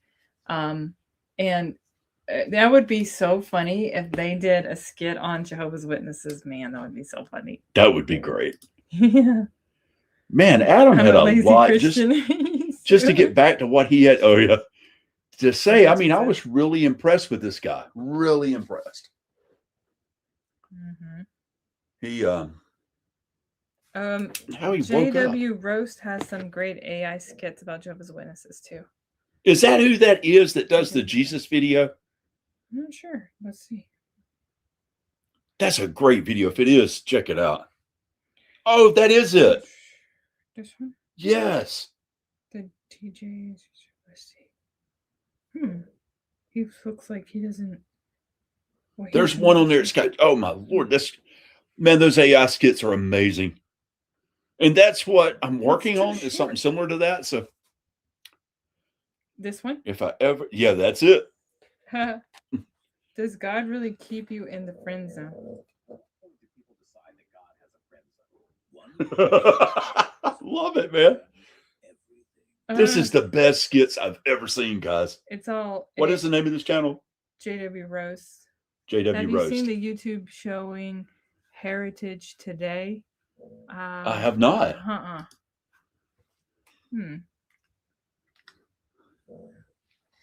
A friend of mine found out who does the JW Roast, and it turns out to be someone I know who used to be in a neighboring congregation. Oh my goodness. Oh, wow. Are you in the United States, Bo? No, Bo's in the UK. Oh. I remember sometimes the householder would give us $1 and take the magazine just to get us to go away. I did that. I'm guilty of doing that. You gave some money? I Here did. You go. Go away. Yeah. Go away. Yeah. I don't want to hear any more about this. But the worst thing you could ever do, and I would give them a bottle of water. I would ask. Sure. Well, which is back nice. when bottled water. We definitely want to be. This is after the time. Courteous. So, yeah.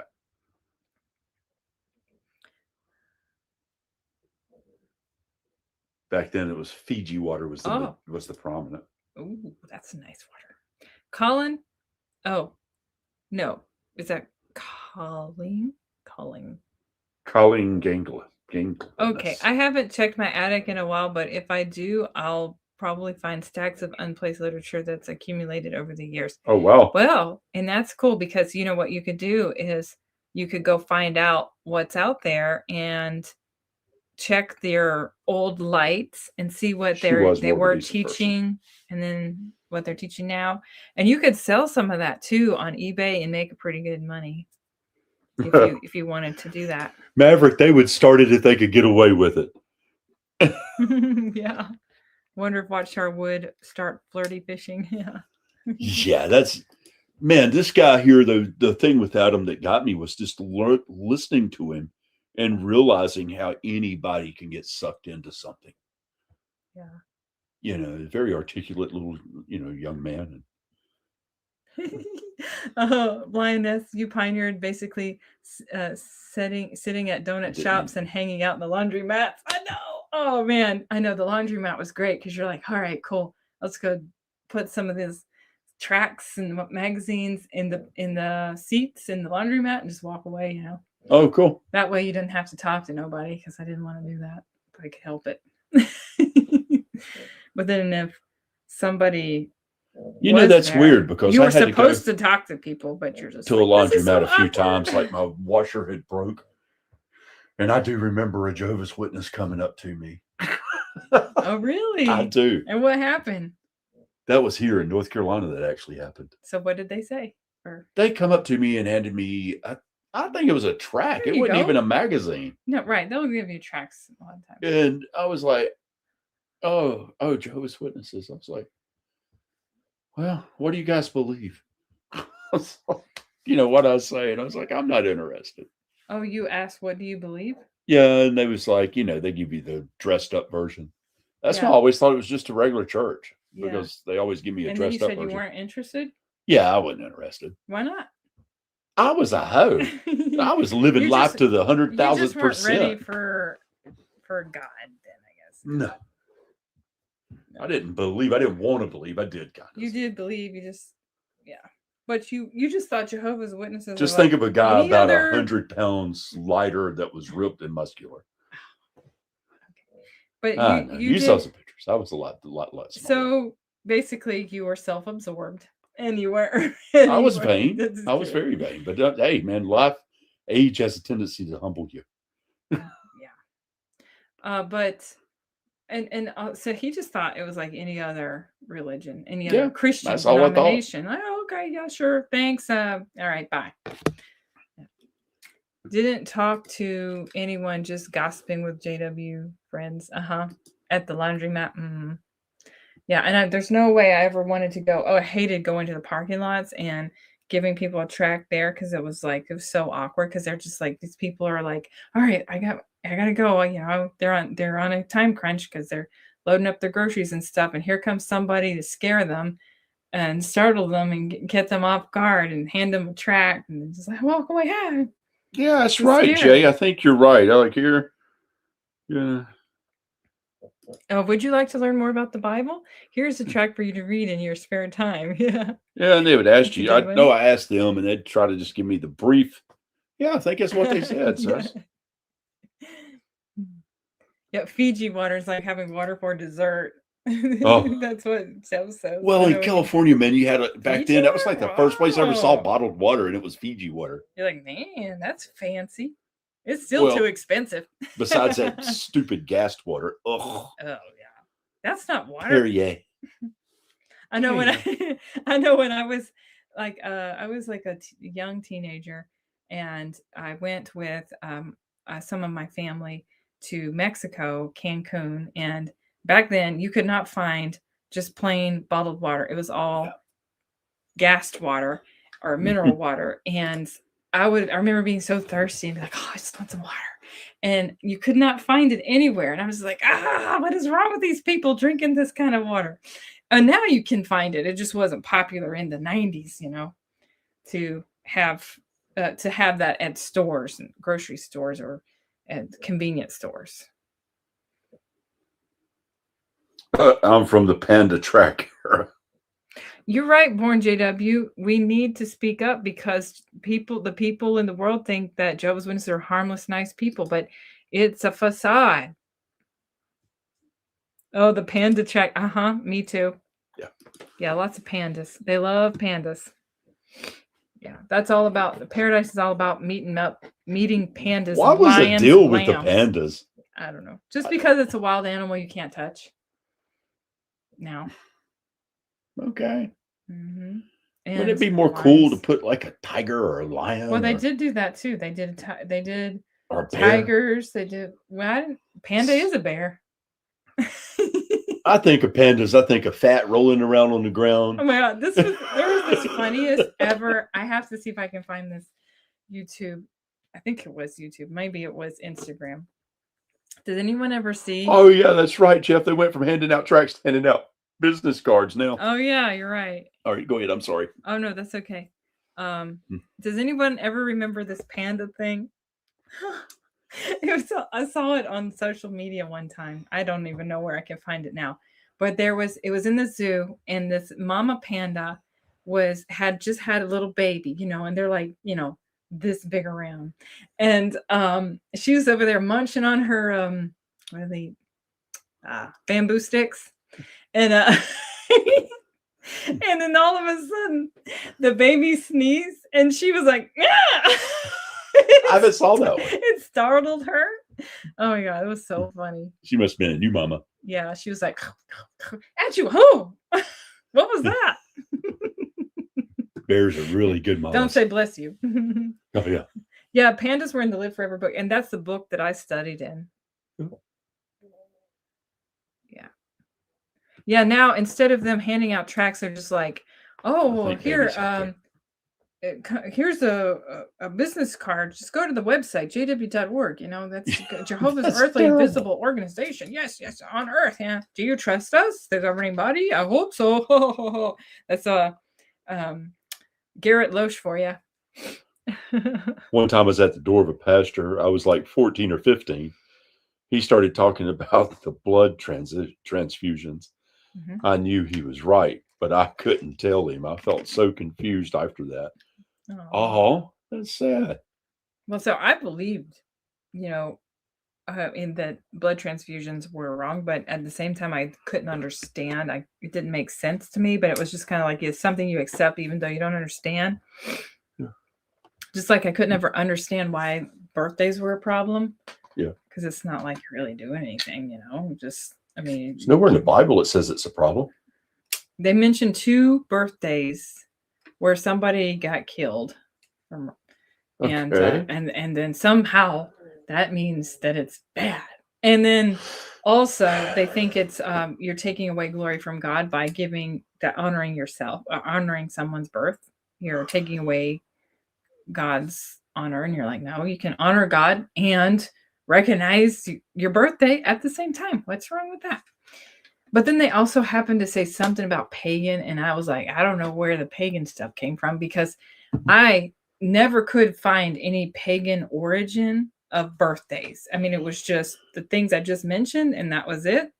And There's no pagan that origins never of it. really made any sense. Yeah. So if it doesn't make sense, it's probably not true anyways. But I don't see how it's glorifying yourself. Yeah. I mean, they would say also with wedding anniversaries, they would say, well, keep it small. Oh, well. You shouldn't have big parties because you're giving too much glory to yourself, although they would still allow it.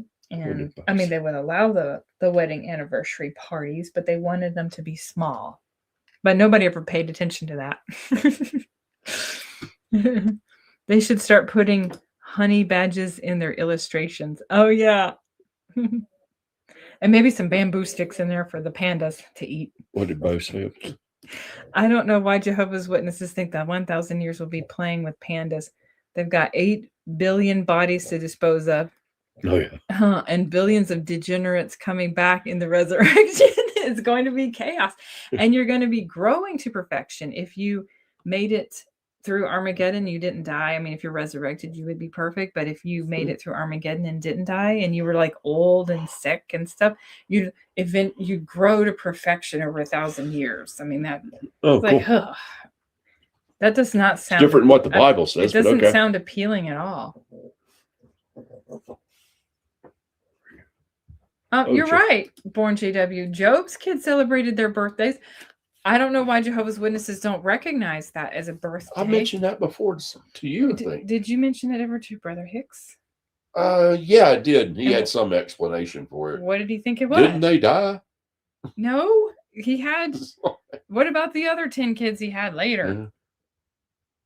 Whatever.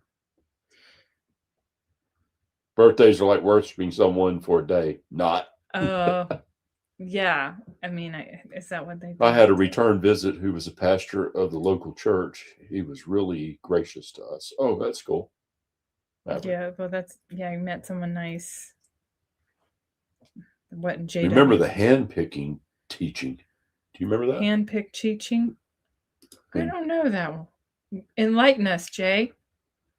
I wonder how many times they will release new light in the next 1,000 years. They won't be around 1,000 years. Yeah. But that's a good thing to say because it The would be every bone- year. Bone pick teaching. Sometimes 3 and 4 times in a year. Are you talking about like cherry picking scriptures, Jay? That's a bunch of BS. Butterfly queen. Oh, excuse me. Our bone pick. I don't want a panda club. Yes. Oh, they started Make putting honey worldly badgers in their friends. illustrations. I love it. Make worldly friends. Yes. That's right. They'll be better than the JW friends. Or anyone following a cult's not going to be a good friend. Well, as you Pick guys can up tell, I was a bones. terrible Latter-day Saint too. I didn't know what you meant. Okay. Pick up bones of the dead after Armageddon. You're right. Yeah. Okay. I'm sorry. I didn't get what you were saying, but now I do. Thank you, Jay. Right. You're gonna be cleaning up rubble and all the dead bodies and stuff. It's be a big mess. I love it. They have Maverick. solar powered new light generators at Bethel. That's hilarious. That is Yeah. so true. Yeah. They will have petting zoos that feature lions and tigers and crocodiles because all predatory animals will become submissive. I remember some Jehovah's Witnesses saying that someone was really nice even when they were worldly. Surprised that they could be a Jehovah's Witness anytime. Huh. I know. I used to think like, oh, she's so nice. If only she was a Jehovah's Witness, it would be perfect. Yeah, I remember you saying that before. Oh, you did not. Yeah, I do. Who? Who was I talking about? You was talking about somebody at the gym. Oh. Okay. Well, I was like, oh, okay. That's back when I was studying. So today we just kind of shared a little bit of Adam's story of what it was like being in the World Mission Society Church of God and other cults like that are very similar. Pretty much if you're around some people that happen to be part of some religion, first off, find out, are they talking about doomsday a lot? Do they shun their members? And do they have any weird hang-ups that don't make any sense? Like fixated on pagan, fixated on everything being demonic, Jehovah's Witnesses. Right. And the Whimsicog fixated on what day you can go to church. Confessing Saturday. your sins with everybody else around you. Yeah, I know. Like, what if they were confessing to like you did what, brother? What if it was a crime, though? I don't know. Yeah. JWs would fall short in that. Jeez. Did you hear the statement, the worst Jehovah's Witness is still better than the best worldly person? Oh, yeah, I have heard that. Yeah. That's terrible. But you know, they would say, Jehovah's Witnesses would say, even the Jehovah's Witnesses who are not good Jehovah's Witnesses are bad association and they're going to die in Armageddon anyway. So that isn't any better. I met the worst Jehovah's Witness ever, guys. You're going to laugh on this one. I'm going to go to the bathroom. We went and visited her uncle and oh yeah, liked to go ski and stuff. And he was like, don't say anything that's against the Jehovah's Witnesses because he's still an active member and he's been my best friend since childhood. Now, this man is in his 70s and this guy and him have been friends since childhood, right? But her uncle's no longer a witness. So anyway, I'm thinking, all right, well, I'll show respect and I'll be really nice. I won't bring up anything. So we get there, we get on the boat. And this guy cursed like a sailor. I was like, but yet he defended the witnesses. Oh, did y'all go to the convention? I was like, I didn't know what to say. This guy was like, elf this and damn this. And I was like, good gracious, man, what's wrong with this guy? He just kept cursing. And I was like, okay. Like, and he told me to watch what I got to say. I was like, have you ever thought about leaving that church that you or an organization you claim is a religion? Because you obviously don't follow it. He'd been friends of theirs forever, though. Let's see. JW's judge the world, but say things like Jehovah's org. Yeah, that's true. Jehovah's organization is perfect, filled with imperfect people. Yeah, they do say that a lot, don't they? Yeah, it's just imperfect people. Yeah. Craziness. Did you ever? Oh, yeah, the statement. Yep. Linus. Linus has got to go. Bye, peeps. Got to get my vino. Okay. Well, have a nice glass of wine and hope you have a wonderful and great evening and a wonderful weekend. Oh, it's almost 4 p.m. I guess. Oh yeah, because they're earlier. Oh yeah, she's in Oregon. Okay. All right. Well, it's about time for us to go to. I was telling them about that guy that your uncle. I can't remember his name. Yeah. Oh, Julian. I was telling her about him. He's a terrible Jehovah's Witness. He's the world's worst Jehovah's Witnesses. Oh, and when her uncle was disfellowshipped, he still talked to him and told us about it. Yeah. But yet he talked about going to the conventions. He talked about going to the Kingdom Hall. Talked about the study. I water ski. I grew up water skiing. So, the world is perfect, filled with imperfect people, right? Yeah, read his comment back here. He said, "Did you ever hear the statement, the worst Jehovah's Witness is better than the best worldly person?" Yeah, you read that, Morgan. Mm-hmm. Yeah. What kind of ski? Oh, yeah. Water skiing. Water skiing. She's really good at it too, guys. Like really good. Well, my parents taught us. They learned how to ski, and then they taught us. Yep. All right, everybody. Well, we're gonna go ahead and end the live stream. Oh, well, here's a question here. When you were in, were you proud of the organization? Actually, yes. I used to think it was a privilege, and I thought, wow, I am so fortunate. Can't say the word lucky, right? To be a part of Jehovah's organization, because there's not that many of us, and to be born in that, I just thought, wow, what are the odds, that I would be born in the truth. And so I thought it was a privilege to be a part of that. But at the same time, I hated it. In closing, before we go, I've got to do this. If you haven't subscribed, tickle the subscribe button down here. And while you're at it, flick over at the little like button, and it helps our algorithms, and ring the bell. And don't forget about the other channel, Frequencies of Freedom. And if you're looking about things that we posted, there is 100 videos almost out, with live streams and videos about 100. So was it that many? Go through all the videos. You can find a lot of stuff there. How many? Well, if you count the live streams. Yeah. But if you don't count that, gosh, there's so much information. But in the future, you're going to be seeing some really cool stuff. I mean, I'm working on some AI. I got somebody that's going to help me with some. And we're trying. Yeah. Learning. Actually, it's pretty cool. But I'm learning doing videos, and I'm going to post a video tomorrow. And I know Maverick said he likes the story videos, but this one is the man singing, and it has a little bit of a story in it. So I was just trying to figure out how to do the video. And music? Music. I'm learning through it so I can do stories, kind of like the JW Roast guy. Okay. Those stories are so freaking cool. And there's another channel I run across, and I can't remember who it was, but they had a cartoon that was really cool. Oh, really? Yeah, and it was totally AI. And man, they had like a crazy amount of views. Anyway, guys, the future for the X community is amazing. It's going to get even better. So And I AI will- is going to carry us there. Maverick, I've got it in my feed to watch the farting preacher. Yeah, no doubt. Thanks, Jenny. Thank you. Oh, and love and peace to you as well. Yes. And we're glad you were able to come on today and watch the live stream. And it was really cool to have Adam on just to see a different That was really perspective. cool. He's very nice, very nice. So And Yeah. thank you, everybody that subscribed to the other channel. Deeply appreciated. yeah, he's still are you talking about Adam? No. I was talking. Oh, no. the frequencies of freedom. Yeah.